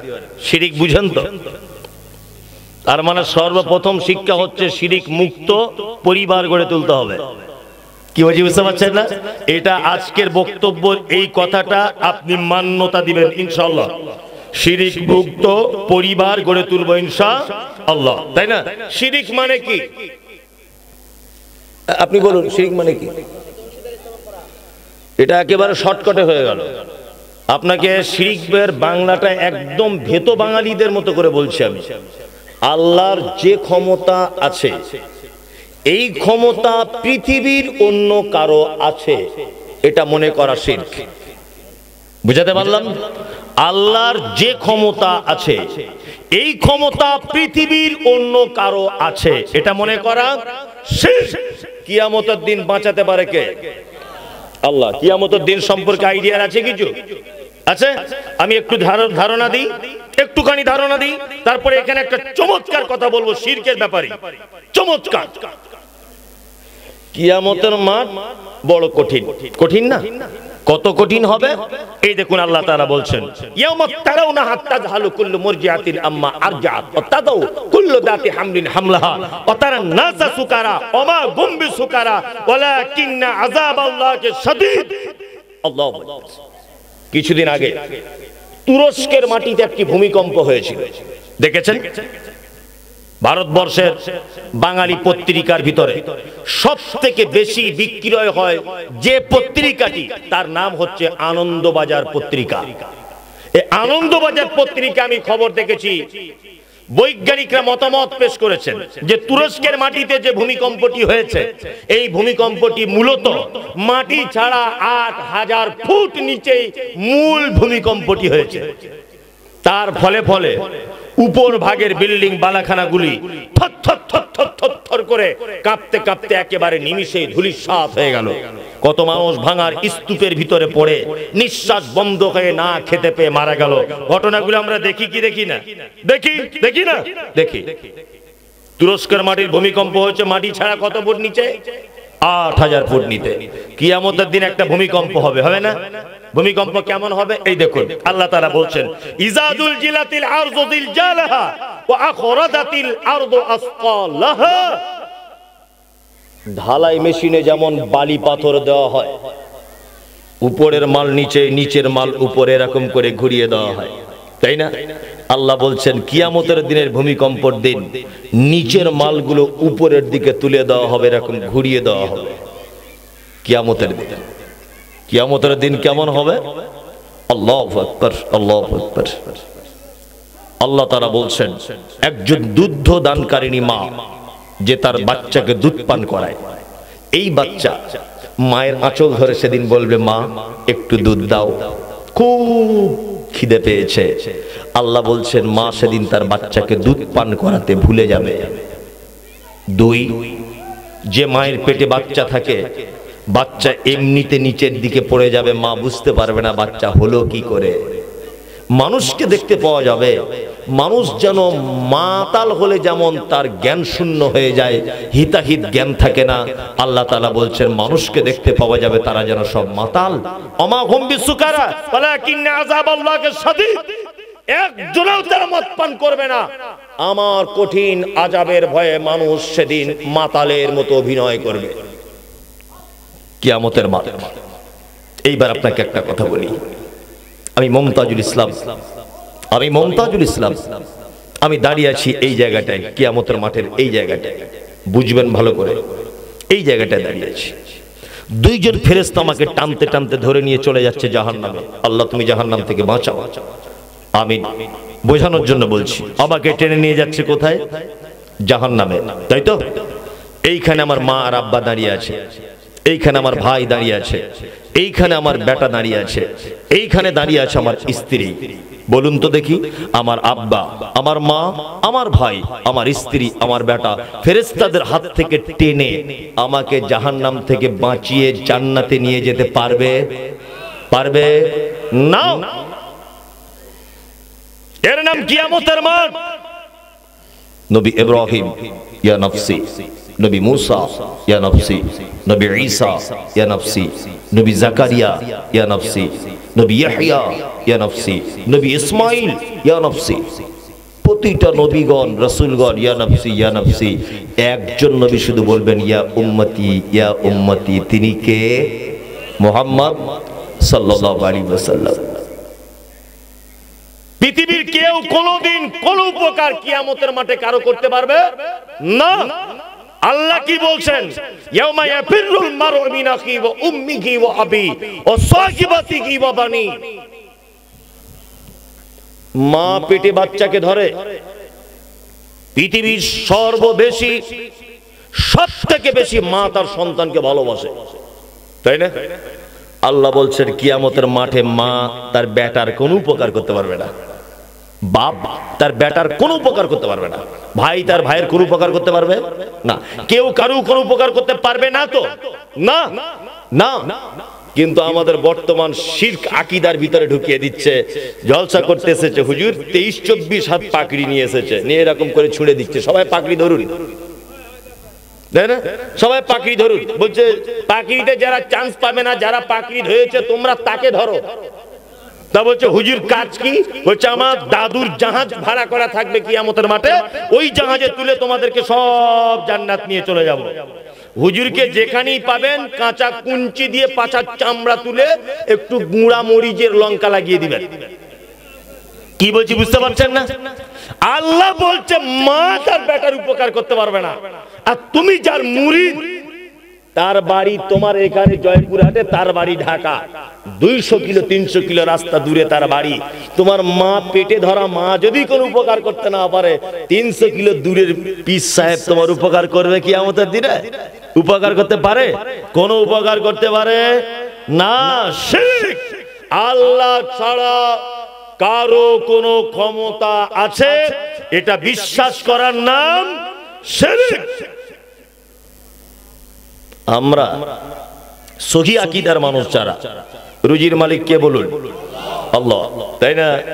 এটা আমরা রুজির মালিক আল্লাহ বিশ্বাস করি, কিন্তু দোকানদারকে আবার দেখতে পাওয়া যায় দোকানের পিছনে আয়াতুল কুরসি লিখে ল্যামিনেশন করে টাঙিয়ে রেখেছে। কি ব্যাপার ভাই, কি ব্যাপার? বলছে না ব্যবসাতে বরকত হবে। কে দিয়েছে এটা? বলছে আমাদের বড় মসজিদের পেশ খতিব দিয়েছেন। কি বলছি বুঝতে পারছেন না? অনেক ভাইরা এগুলো করে কি করে না? তাবিজ লটকায়, লটকায় না? লটকায়। তা আমি বলতে চাইছিলাম দোকানদারকে, ভাই এই তাবিজ দিয়ে উপকার কি? বলছে খতিব সাহেব বলেছেন এই তাবিজ দিলে তোমার দোকানে এত বেশি বেচা কেনা হবে যে সাইডের দোকানগুলো আস্তে আস্তে সব বন্ধ হতে চলবে, সব কাস্টমার কেটে তোমার দোকানে চলে আসবে। তা মনে মনে বলছি খতিব সাহেব জুম্মা পড়ায় মাসে কটা? বলছি 4টা। ওর বেতন কত? 4000। 4 দিন জুম্মা পড়ে 4000 বেতন। তা আমি বলছি খতিব সাহেব এত দামি তাবিজ বিক্রি কেন করলেন? উনি তো নিজের পকেটে রেখে ঘুরতে পারতেন, এত দামি জিনিস বিক্রি করলেন কেন? আর উনি তো মসজিদের সেক্রেটারিকে এই তাবিজটা ওর পাছায় ঝুলিয়ে দিয়ে নিজের বেতন 20,000 করে নিতে পারতেন না? উনি তো ওই আপনার কোন ব্যাংকের ম্যানেজারকে তাবিজ করে টাকাগুলো ওনার অ্যাকাউন্টে নিয়ে নিতে পারতেন কি পারতেন না? পারতেন। তার মানে বোঝা যায় ভাওতাবাজিরও তো একটা সিস্টেম থাকে কি থাকে না? থাকে। আল্লাহ বলেছেন ওয়ানুনাজ্জিলু মিনাল কুরআন মা হুয়া শিফা, আমি কোরআন অবতীর্ণ করেছি মুমিনদের আরোগ্যের জন্য। জ্বর হয়েছে, ক্যান্সার রোগে আক্রান্ত, বাচ্চা ডেলিভারি হবে, ডায়রিয়া হচ্ছে, যে কোনো অসুস্থতায় কোরআন তেলাওয়াত করবেন, তেলাওয়াতের বিনিময়ে আল্লাহ আপনাকে আরোগ্য দান করবে, তাই না? কিন্তু হুজুর শর্টকাটে আপনাকে আরোগ্য দানের উপায় বার করেছে, আয়াতুল কুরসি লিখে পাছায় বেঁধে ঘোরো। বুঝতে পারছেন না? 2024 সালে কি সব বুদ্ধি চলে না? আপেল খেলে শরীরে রক্ত হয়, ভিটামিন হয়, ডাক্তার বাবুরা বলে। আচ্ছা, কেউ যদি আপেল বগলে বেঁধে ঘোরে কাজ হবে না? আপনি অসুস্থ হয়েছেন, শরীরে ব্লাডের প্রয়োজন রয়েছে, ডাক্তার বাবু বলেছেন দেশি মাগুর মাছের ঝোল খাবেন, কচি কচি মাছের ঝোল খাবেন। আপনি যদি 4টে দেশি মাগুর কিনে পলিথিনে করে নিয়ে যদি হাতে করে ঘোরেন সারাদিন, রক্ত গায়ে যাবে না?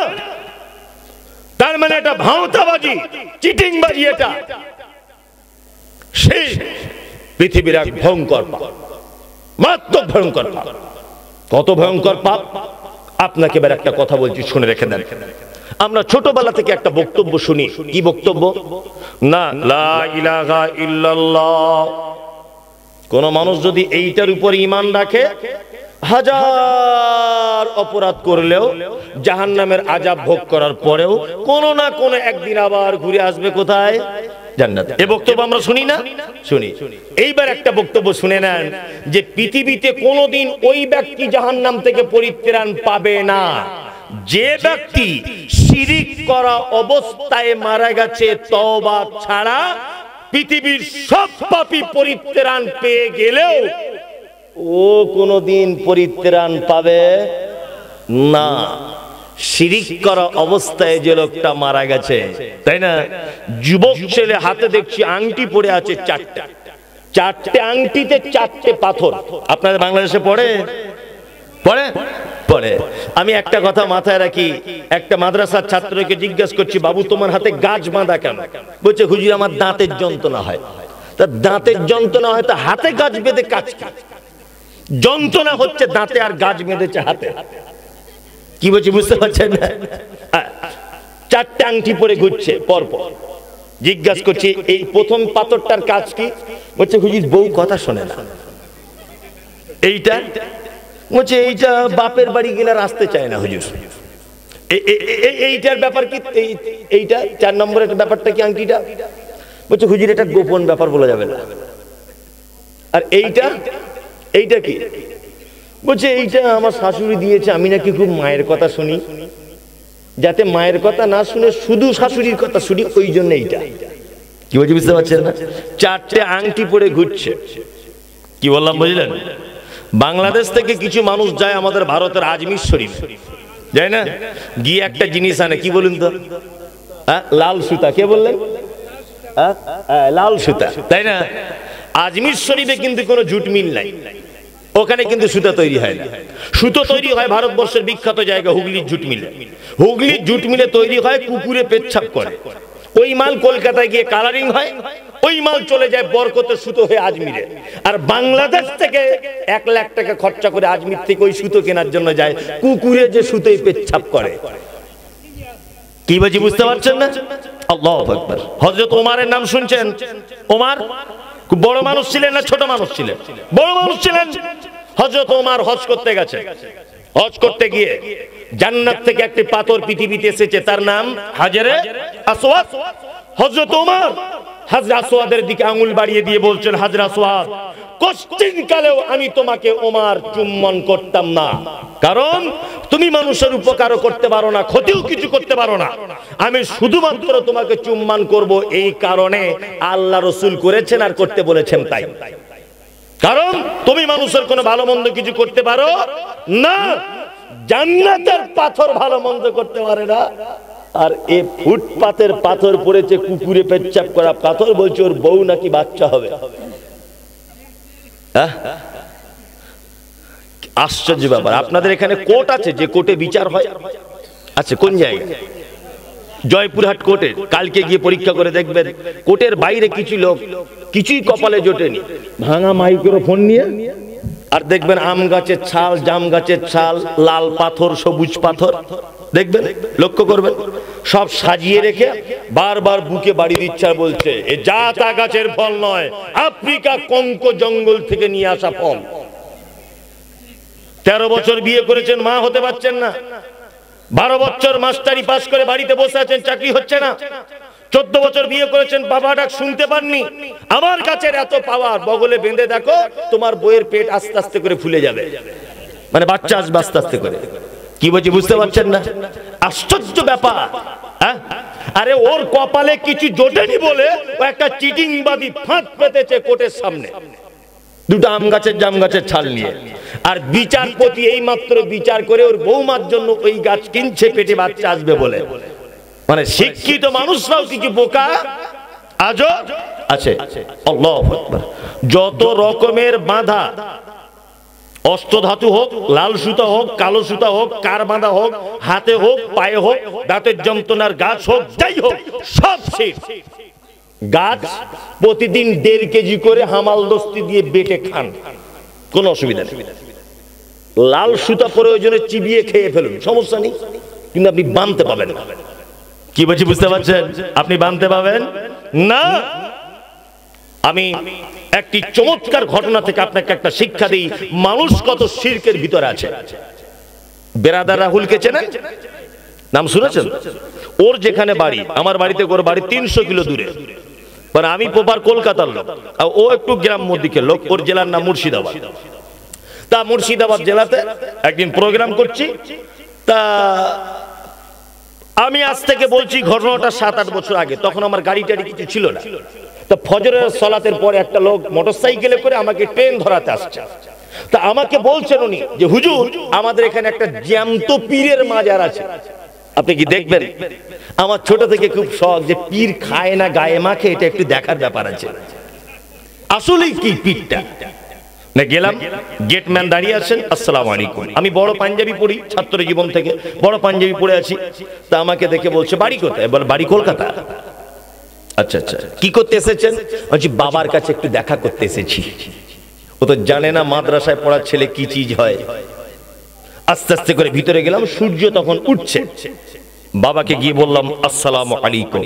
উনি বলছেন ওয়ালাইকুম আসসালাম ওয়া রাহমাতুল্লাহ, খুব মিষ্টি করে। আমাকে উনি বলছেন কি চাই? আমি বললাম বাবা কি পাওয়া যায়? ডাইরেক্ট কি পাওয়া যায় আপনার কাছে? তখন বলছে যে আমাদের দরবার থেকে কেউ খালি হাতে ফেরত যায় না। একটা বটের গাছ দেখলাম, বট গাছ বুঝেন? বট গাছ। এই বট গাছটি দেখলাম চারিদিকে সব ছোট ছোট ইট ঝোলানো আছে, ইট। আমি বললাম বাবা এই বট গাছের ইটের কেরামতিটা কি? তা বলছে জানেন না, আগে কোনোদিন আসেননি? হচ্ছে আগে কোনোদিন আসেনি। বলছেন যে বট গাছে যাদের বাচ্চা হয় না তাদের বউ এসে ইট বেঁধে দেয়, আর ইটের ভরে গাছটার ডাল যত নিচের দিকে আসে ওর বউয়ের পেটটা তো আস্তে আস্তে ফলে বাচ্চা হয়। বাহ, তাহলে এই বট গাছ এখন এখানে আছে। নরেন্দ্র মোদী সরকার থেকে সোনা দিয়ে বাঁধিয়ে রাখা উচিত ছিল। অনেক মানুষের বাচ্চা কাচ্চা হয় না, মনে মনে ভাবছি। তা আমাকে তখন পীর সাহেব বলছেন বাবা তোমার কি চাই? আমি বললাম হুজুর বর্তমানে আমি 10 লক্ষ টাকা ঋণী, আপনি যদি 5 লাখ টাকা দিয়ে দিতেন ব্যবস্থা করে আমার খুব ভালো হতো। তখন বলছে আমাদের দরবারে এই সব পাওয়া যায় না। আচ্ছা, বট গাছে সুতো বেঁধে 150 কিলো দূরে একটা মেয়ের বাচ্চা করে দিতে পারছো, হ্যাঁ? আর আমার এই সামান্য টাকা দিতে পারবে না তোমার দরবার থেকে? তার মানে ভেবে নিলাম যে কজন পদ্ধতি, যে সমস্ত মাজার পীর ফকির আছে, এইগুলো সব হচ্ছে শিরকের আড্ডাখানা, এবং এইগুলো অবিলম্বে যে কোনো ভাবে হোক ভেঙে দেওয়া উচিত, যে কোনো ভাবে হোক। কারণ এরা হচ্ছে সেই জাত, এরা হচ্ছে সেই জাত, এরা হচ্ছে সেই পীর সুস্থ মানুষদের মস্তিষ্ককে শিরিক এবং বেদাত দিয়ে ধোলাই করে জাহান্নামে যাবার রাস্তা বলে দেয়। কি বলছে বুঝতে পারছেন না? একটা চমৎকার কথা আপনাকে বলি, খুব চমৎকার। বাদশাহ হারুন রশিদের নাম শুনছেন? হারুন রশিদের দরবারে একদা একটি লোক এসেছে। এই লোকটির বাহুক, বোঝেন বাহুক, ধান টান বয় মাঠ থেকে, ওই বাহুকে দুই দিকে দুটো খাঁচা, একদিকের খাঁচায় আছে একটা পাখি, আর একদিকের খাঁচাটা পুরো ফাঁকা, পুরো ফাঁকা। তা বাদশাহ হারুন রশিদ জিজ্ঞাসা করছেন, পাখিটি কি করো আর এটা খাঁচা ফাঁকা কেন?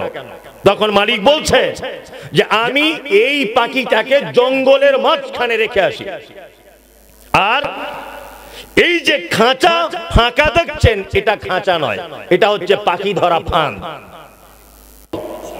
ইনশাআল্লাহ, ইনশাআল্লাহ। আল্লাহ সুবহানাহু ওয়া তাআলা পিতা মাতার মর্যাদার ব্যাপারে অসংখ্য জায়গায় পবিত্র আল কোরআনে নোট করেছেন, করেছেন না? তার ভিতরে এক জায়গায় বলেছেন উফফিউ ওয়ালা তানহারহুমা ওয়া কুল লাহুমা কাওলান কারীমা। পিতা মাতার সঙ্গে এমন করে ব্যবহার করো যে তোমার কথাতে যেন তারা শব্দটুকু যেন না বলে দেয়, তাই না? আর একটা কথা বলি, আচ্ছা বলুন তো দেখি, পিতামাতার সেবা যত্ন করলে বিপদ থেকে বাঁচা যায় কি যায় না? যায়। ঘটনা শোনা আছে, বানি ইসরাইলদের তিনটি বন্ধু পাহাড়িয়া অঞ্চলে ঘুরছিল, হঠাৎ করে ঝোড় হাওয়া গর্তের ভিতরে আশ্রয় নিল, একটা পাথর এসে আটকে গেল। তিন বন্ধু তিনটে ভালো কাজের আল্লাহর দরবারে পেশ করলেন। এক বন্ধু কি পেশ করেছিলেন? আল্লাহ, আমার পিতা মাতাকে আমি এই এই ভালোবাসতাম, বিস্তারিত ঘটনা। পাথর সরে গিয়েছিল কি যায়নি? গিয়েছিল। তা আপনার যা চরিত্র আব্বা মায়ের সঙ্গে, পাথর সরে যাবে না ফাঁকা জায়গা আটকে যাবে? কোনটা? ফাঁকা জায়গা আটকে যাবে। বয়স্ক মানুষেরা ভাবছে অনেকক্ষণ পরে হুজুর এবার আমাদের ওয়াজটা ধরেছে, আহা খুব জুত করে বলছে, তাই না? বয়স্ক মানুষেরা ভাবছে আমাদের পক্ষে বলছে। চলুন বর্তমান সমাজ আর পবিত্র আল কোরআন, একটি আয়াত আর সমাজের একটি ঐতিহাসিক প্রেক্ষাপট আপনাদের সামনে আমি পেশ করার চেষ্টা করছি। এক, আপনারা চার ভাই ঢাকাতে কাজ করেন, ঈদের এক সপ্তাহ আগে বাড়ি আসতে চাইছেন, ঈদের এক সপ্তাহ আগে। তা আপনার স্ত্রীকে ফোন করেছেন, হ্যালো নাসিমা, আমি বাড়ি যাচ্ছি, আমি বাড়ি যাচ্ছি। আপনার স্ত্রী তখন বলছে আমার জন্য দুটি লাল টকটকে শাড়ি আনবে, আমার বোনের জন্য দুটি, আমার মায়ের জন্য একটি, আর ছেলের জন্য জিন্স প্যান্ট, মেয়ের জন্য একটা চুড়িদার সালোয়ার কামিজ। সব কিছু ওই লোকটা কেনাকাটা করছে ঢাকার কোন এক দামি শপিং মলে। ওর স্ত্রী আবার ফোন দিয়েছে, হ্যালো, আরে তুমি কেনাকাটা তাড়াতাড়ি করো না তো তো ট্রেন পাবে না। লোকটা তখন বলছে সবার কেনা কমপ্লিট, শুধু মায়ের জন্য শাড়ি আর আব্বার জন্য একটা লুঙ্গি পাঞ্জাবি পছন্দ করছি। তখন ওর স্ত্রী এইখান থেকে ফোনে বলছে ধমকি দিয়ে, কেন প্রত্যেক বছরে তুমি কেন তোমার আব্বা আমাকে শাড়ি জামা কাপড় দিতে যাবে? তোমার আর তিনটে ভাই চোখে দেখতে পায় না? তুমি কেন দিতে যাবে একা? বাড়ি চলে এসো। সবাই বইয়ের কথাতেই চলে। ও ভয়ে থরথর করে কাঁপতে কাঁপতে বাড়ি চলে এসেছে। তিন ভাইয়ের একই অবস্থা, চার ভাইয়ের একই অবস্থা। ঈদের দিন সকালবেলাতে মসজিদের মাইকে আওয়াজ হয়। যে গ্রামে ঈদগাহ নেই সেই গ্রামে মসজিদের মাইকে আওয়াজ হয়, আর যে গ্রামে ঈদগাহ আছে ওই গ্রামে ঈদগাহের মাইকে আওয়াজ হয় আল্লাহু আকবার, আল্লাহু আকবার, লা ইলাহা ইল্লাল্লাহ, আল্লাহু আকবার, আল্লাহু আকবার, ওয়ালিল্লাহিল হামদ। হয় না? হয়। তোমার আব্বা মা, তোমার মায়ের বয়স 85 বছর, তোমার আব্বার 90 বছর। তোমরা চার ভাই যুক্তি করে তোমার ছোট ভাইয়ের সিঁড়ির তলাতে তোমার আব্বা মাকে থাকার ব্যবস্থা করেছো। ঈদের দিনে তোমার মা পেচ্ছাপ পায়খানা করে ওই কাপড় জড়িয়ে বসে আছে, তোমার আব্বার একই অবস্থা, সবাই ঈদগাহে চলে যাচ্ছে। তোমার মা খুব ক্লান্ত কণ্ঠে তোমার আব্বাকে ডেকে বলছে, আশরাফুলের আব্বা, আজকে ঈদের দিন তুমি নামাজ পড়তে যাবে না? লোকটা তখন বলছে, যেতে তো ইচ্ছা করে, কিন্তু আমি যেতে পারছি না, গোসল করব কি করে, জামা কাপড় নাই। আপনার 85 বছরের মা আস্তে আস্তে করে কোন রকম নোংরা কাপড়টাকে জড়িয়ে ধরে বলছে, বছরে একবার ঈদ, তুমি ঈদগাহে যাও। তোমার বুনেদের দেওয়া 2 বছর আগের পুরাতন জামা ছিল, ওই জামাটা তোমার মা বাক্স থেকে বার করে তোমার আব্বার গায়ে জড়িয়ে দিয়ে বলছি, একটু কষ্ট করে হলেও লাঠিটা নিয়ে তুমি ঈদগাহ পর্যন্ত যাও। তোমার আব্বা কাঁপতে কাঁপতে কাঁপতে কাঁপতে ঈদগাহ পর্যন্ত গেল। নামাজ শেষ হয়ে গেল, তোমার আব্বা আস্তে আস্তে আস্তে আস্তে করে বাড়ি আসছে। তোমার আব্বা এসে তোমাদের মেন গেটের সামনে বসে আছে। ঈদের দিনে বাড়িতে ভালো মন্দ রান্না হয়, হয় না? হয়। তোমার শালি এসেছে, তোমার শালা এসেছে, তোমার আত্মীয় এসেছে, তোমার স্ত্রীর 2 তলার উপরে তাদেরকে নিয়ে আনন্দ করে খাওয়া দাওয়া করছে। দুপুর 12টা 1টা বাজে, শ্বশুরের খাওয়া হলো কিনা, শাশুড়ির খাওয়া হলো কিনা একটা বৌমাও খোঁজ নিল না। বড় বৌমার মনে পড়েছে, কে বসে আছে বুড়ো লোকটারে, আমাদের মেন গেটে তো দাদু হতে পারে। ছেলেকে দিয়ে 2 পিস গোশত আর 2 পিস রুটি দিয়ে ছেলেকে দিয়ে দুপুর 2টোর সময় পাঠাচ্ছে, আর বলছে 2 পিস খেতে বলবি, এখন 1 পিস খেতে বলবি, রাতে 1টা খেতে বলবি, তাছাড়া পাতলা পায়খানা করবে, বয়স হয়ে গেছে তো হজম করতে পারবে না। কেন সমাজ? কিসের বিবেক? কিসের মুসলিম দেশ? কিসের নামের আগে মোহাম্মদ? কিসের আপনি মুসলিম? কিসের আপনার নামাজ? কিসের আপনার মুসলিম কান্ট্রির নাগরিক আপনি?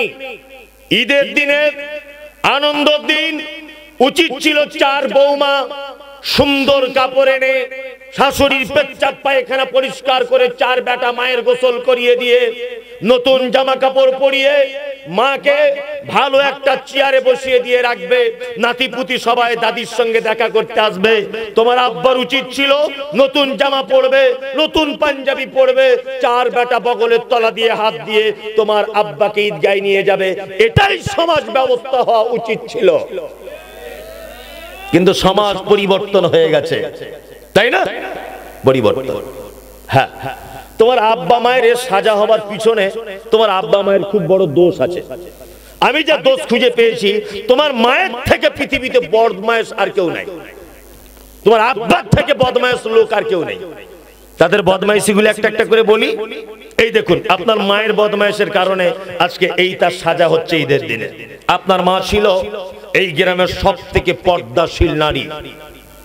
জীবনে কোনোদিন কোন পরপুরুষের সামনে মুখ দেখাতো না। আলেম ওলামাদের দেখলে ঘোমটা দিয়ে রাস্তার এক সাইডে দাঁড়িয়ে যেত।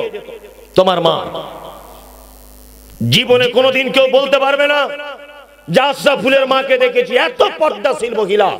কিন্তু তুমি যেদিন পেটে এসেছ, ডাক্তারবাবু বলেছে যে আর 1 সপ্তাহ পরে তোমার বাচ্চা হওয়ার কথা, কিন্তু তোমার শারীরিক অবস্থা যা খারাপ, বাচ্চা এখনই ডেলিভারি করতে হবে, তাছাড়া বাচ্চা মারা যেতে পারে। তোমার যে মা মুখ দেখাতে লজ্জা করত পরপুরুষের সামনে, ওই মা তোমার মতো অপদার্থ বেটাকে জন্ম দেওয়ার জন্য ওই আপনার হাসপাতালের বেডে পরপুরুষের সামনে সায়া ব্লাউজ খুলে উলঙ্গ হয়ে হাসপাতালের বেডে শুয়ে পড়েছিল। যে মা মুখ দেখাতো না, সে মা লজ্জাস্থান দেখিয়েছিল তোমার মতো অপদার্থ বেটাকে পৃথিবীতে জন্ম দেওয়ার কারণে। তোমার মা মানে সেই বদমায়েশ নারীটি। তোমার মা ছিল তোমার নানার 1 বেটি, এত ভীতু, এত লাজুক, এত ভালো, এত ভয় করত। তোমার মা জীবনে বিয়ের আগে, তোমার আব্বার সাথে বিয়ের আগে জীবনে কোনোদিন ইনজেকশন পর্যন্ত নিত না। তোমার মা ধারালো ব্লেড দিয়ে কোনোদিন নখ পর্যন্ত কাটতো না ভয়ে। তোমার নানার আদরি নারী ছিল তোমার মা। তোমার আব্বার সঙ্গে বিয়ে হওয়ার পর তুমি পেটে এসেছো, আসার পরে তোমার মা হাসপাতালে গেছে, ডাক্তার বাবু বলছে যে তোমার বাচ্চাটা এইভাবে থাকার কথা, মা তোমার বাচ্চা এইভাবে লেগে গেছে পেটের ভিতরে, এখনই বাচ্চা মারা যেতে পারে। তোমার মা সেদিন ডাক্তারের হাত দুটো ধরে কাঁদতে কাঁদতে ডাক্তারের কাছে বলেছিল, ডাক্তার বাবু আমার প্রাণের বিনিময়ে হলেও আপনি আমার বাচ্চাকে বাঁচান, প্রয়োজনে আমার পেট কেটে আপনি আমার বাচ্চাকে বার করুন।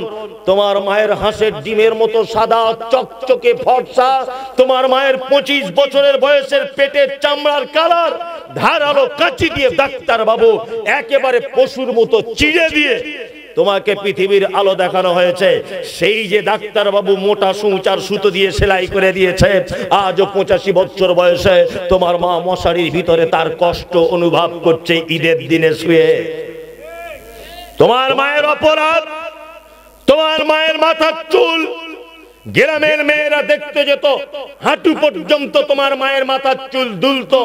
বুবু তোমার চুলটা কেমন, কি তেল ব্যবহার করো, কি পদ্ধতি অবলম্বন করো? তোমার মায়ের মাথা ভরা চুল ছিল হাঁটু পর্যন্ত। তোমার মায়ের বয়স তখন 24 বছর। তোমার মায়ের কালো কুচকুচে চুল তোমার মতো বদমাইশ বেটাকে জন্ম দিতে গিয়ে লাল রক্তে হাসপাতালের বেডে জমাট বেঁধে গিয়েছিল।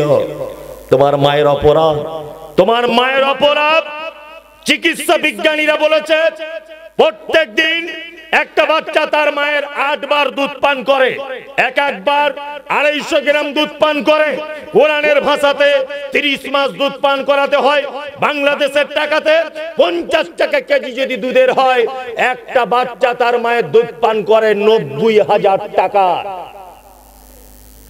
90,000 টাকা তোমার মা তোমাকে শুধু দুধ পান করিয়েছে। তোমার মা কে জানো? এত বদমাইশ, এত খারাপ তোমার মা। তোমার মায়ের নানির বাড়ি, তোমার নানির বাড়ি বগুড়াতে। তোমার মা এখানে বাসে উঠেছে, যেতে টাইম লাগবে 5 ঘন্টা ধরে নেন। তোমার মা বাসে সিট পাইনি, তুমি উঠে থেকেই তোমার মায়ের কোলে দাঁড়িয়ে আছো। কন্ট্রাক্টর দেখে মনে দয়া হলো যে একজন বোরখা পরিহিতা নারী, তার কোলে বাচ্চা, একে একটা সিটের ব্যবস্থা করে দেওয়া যাক। তোমার মাকে একটা সিটের ব্যবস্থা করে দিয়েছে। তুমি যখনই তোমার মা সিটে বসেছে তখন থেকে তুমি বলছো, মা একটু দুধ দে না, মা একটু দুধ দে না। তোমার বয়স তখন 1.5 বছর। ছুঁই ছুঁই আলতো আলতো কথা বলতে তুমি শিখেছো। তোমার মা পাড়া গ্রামের মানুষ লজ্জা করছে, কি করে দুধ দিব, কি করে দুধ দিব? বাসের ভিতরে অজস্র মানুষ, যুবক ছেলেরা আমার দিকে তাকিয়ে আছে। তোমার মা তুমি যখন বারবার বিরক্ত করছো, লজ্জার মাথায় ঝাঁটা মেরে ব্লাউজের হুক খুলতে শুরু করেছে। বাসের ভিতরে দুধ তোমার মুখে ধরিয়ে দিয়েছে। একদিকে হিজাব ঠিক করছে, একদিকে পর্দা করছে, একদিকে পেটের কাপড় টানছে, একদিকে বুকের দিকে দেখা যাচ্ছে কিনা দেখছে। তোমার মা যদি সেদিন বাসের ভিতরে একবার যদি বলে দিত, আব্দুল্লাহ আমার লজ্জা করছে, দুধ দিতে পারবো না, আমি মুমতাজুল ইসলাম বলছি, তোমার কচি কণ্ঠনালী আটকে 5 ঘন্টার ভিতরে হাঁস মুরগি জবাই করার মতো ছটফট করে তুমি মারা যেতে, মারা যেতে তুমি। তোমার আব্বা কে জানো? তোমার আব্বা তো আরো খারাপ লোক। তোমার আব্বা রাজমিস্ত্রি কাজ করে। কোথায়? ঢাকাতে। তুমি সাইকেল কিনবে, বায়না ধরেছে তোমার মায়ের কাছে, সাইকেল দে মা, সাইকেল দে, পাড়ায় সবাই সাইকেল চালায়, আমায় দে, খুব বায়না করছে। তোমার মা ফোনে কল দিয়ে তোমার আব্বুকে বলছে, আশরাফুলের আব্বা একটা কথা বলবো। কথাটা হচ্ছে এই, আশরাফুলকে একটা সাইকেল কিনে দিলে কি হয়? তোমার আব্বা 10টার সময়তে টিফিন খরচা বাবদ 30 টাকা করে পেত মালিকের কাছ থেকে। সেই 30 টাকা জমিয়ে জমিয়ে জমিয়ে জমিয়ে 3 মাসের টাকা তোমার মায়ের বিকাশে পাঠিয়ে দিয়ে বলেছিল, আশরাফুলকে একটা ছোট্ট পুরাতন সাইকেল হলেও কিনে দিও। এটা তোমার আব্বা। পৌষ মাসের হাড় কাঁপানো শীত, কন কন কন কন করছে, মানুষ লেপ থেকে বার হতে পারছে না। তোমার আব্বা দেখছে একটা রিক্সা গাড়ি নিয়ে ওই মেন রোডটার পাশে দাঁড়িয়ে আছে। কখন ঢাকা থেকে নাইট কোচ বাস থেকে একটা প্যাসেঞ্জার নেমে আসবে, তোমার আব্বা তার বাড়িতে পৌঁছে দেবে, বিনিময়ে 100 টাকা পাবে। সেই টাকার বিনিময়ে তোমার স্কুলের বেতন দিতে হবে। এটা হচ্ছে তোমার আব্বা। ওই জন্য কোরআন এই কথা ব্যর্থহীন ভাষাতে মানুষের জন্য বলছেন। আল্লাহ রাসূলকে জিজ্ঞাসা করা হচ্ছে, ইয়াসআলুনাকা মাযা ইউনফিকুন। নবী আমরা যত জায়গায় খরচা করি, যত জায়গায় দান করি, যত জায়গায় খরচা করার জায়গা, উত্তম খরচা করার জায়গা কোনটা? মাদ্রাসায় দিই, মসজিদে দিই, মক্তবে দিই, ঈদগাহে দিই, অনাথ আশ্রমে দিই, লিল্লাঘর বোর্ডিং এ দিই, সব জায়গাতে আমরা যা খরচা করি, আল্লাহ নবীকে জিজ্ঞাসা করছেন সাহাবায়ে কেরামগণ, ইয়াসআলুনাকা মাযা ইউনফিকুন, নবী আপনি বলুন উত্তম খরচা করার জায়গা কোনটা? আল্লাহ আবার কোরআন অবতীর্ণ করলেন, কুল, নবী আপনি বলুন প্রশ্নকারীদের, মান ফাকতুম মিন খাইরিন ফালিল ওয়ালিদাইন ওয়াল আকরাবিন ওয়াল ইয়াতামা ওয়াল মাসাকিন ওয়া বনিস সাবিল ওয়া মা তাফআলু মিন খাইরিন ফা ইন্নাল্লাহা বিহি আলিম। মুহাম্মদ সাল্লাল্লাহু আলাইহি ওয়াসাল্লাম আপনি প্রশ্নকারীদেরকে বলুন, তারা জানতে চাইছে উত্তম খরচা করার জায়গা কোনটা, তাদেরকে বলো মা আনফাকতুম মিন খাইরিন ফালিল ওয়ালিদাইন, সন্তান তার পিতামাতার জন্য যে টাকাটা খরচা করে পৃথিবীর শ্রেষ্ঠ খরচা আমার নিকটে। কোথায় জান্নাতে যেতে চাইছেন আপনি? কোথায়? জলসা শুনতে এসেছেন, আপনাকে বলে দিচ্ছি ওইখানে দেখবেন ওড়নার দোকান বসেছে কোথাও, মেলা যেখানে বসেছে, ওড়নার দোকান থেকে এখন আপনি একটা 100 টাকা দিয়ে ওড়না কিনে নিয়ে যান, আপনার মাকে গিয়ে বলুন, মা ওড়নাটা তোমাকে দিলাম, শীতকাল আসছে, তুমি একটু গায়ে দিয়ে নামাজটা পড়িও। দুটো মোজা কিনে নিয়ে যান, মোজা দুটো গিয়ে আপনার মাকে গিয়ে বলুন, মা মোজাটা তোমার জন্য নিয়ে এসেছি, তুমি ভোরবেলাতে ওযু করার পরে ঠান্ডা লাগবে, মোজা দুটো তুমি পরে নিও। আব্বা আমিও তো গরিব মানুষ, বেশি ইনকাম করতে পারি না, ফুটপাতে গেঞ্জি বিক্রি হচ্ছিল, 100 টাকা দিয়ে তোমার জন্য একটা গেঞ্জি কিনে নিয়ে এসেছি মা। আব্বা এই গেঞ্জিটা তুমি ভোরবেলা গায়ে দিয়ে আল্লাহর ঘরে মসজিদে যেও, তোমার এই 1 টাকা আব্বা মায়ের পিছনে খরচা করলে জেনে কি হবে, 1 লক্ষ টাকা মসজিদ মাদ্রাসায় দিলে তার থেকে কম নেকি হবে। 1 লক্ষ টাকা আপনি দান করেন মাদ্রাসা মসজিদে, যত নেকি হবে।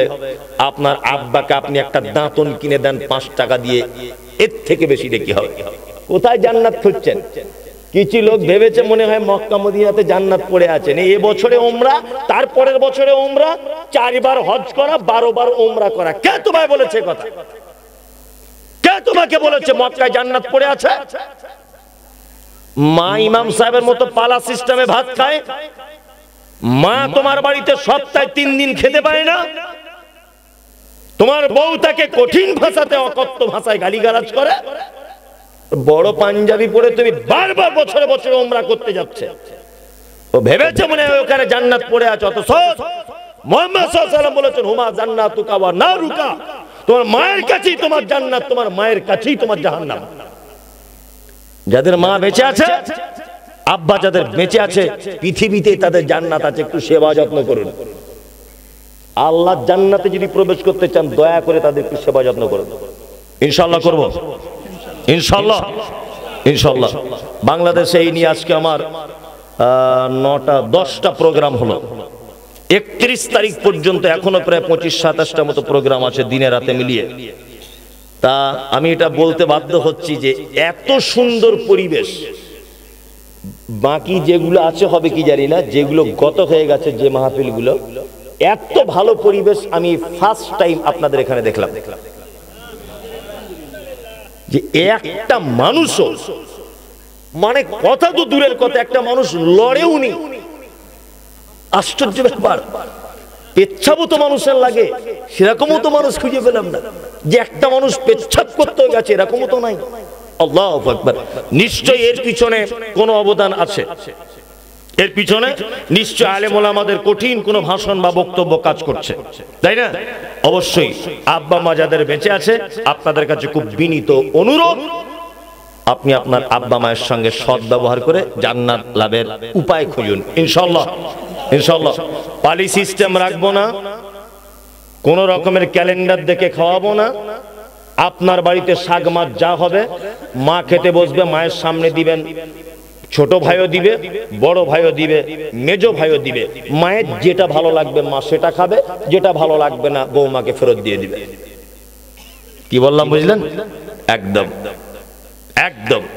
আল্লাহ আমাদের সকলকেই তুমি এই মতে চলে হাদিস এবং কোরআন অনুযায়ী পিতামাতার সেবা করে শিরক মুক্ত জীবন গড়ে আমাদেরকে তুমি জান্নাত কবুল করে নাও। আমিন।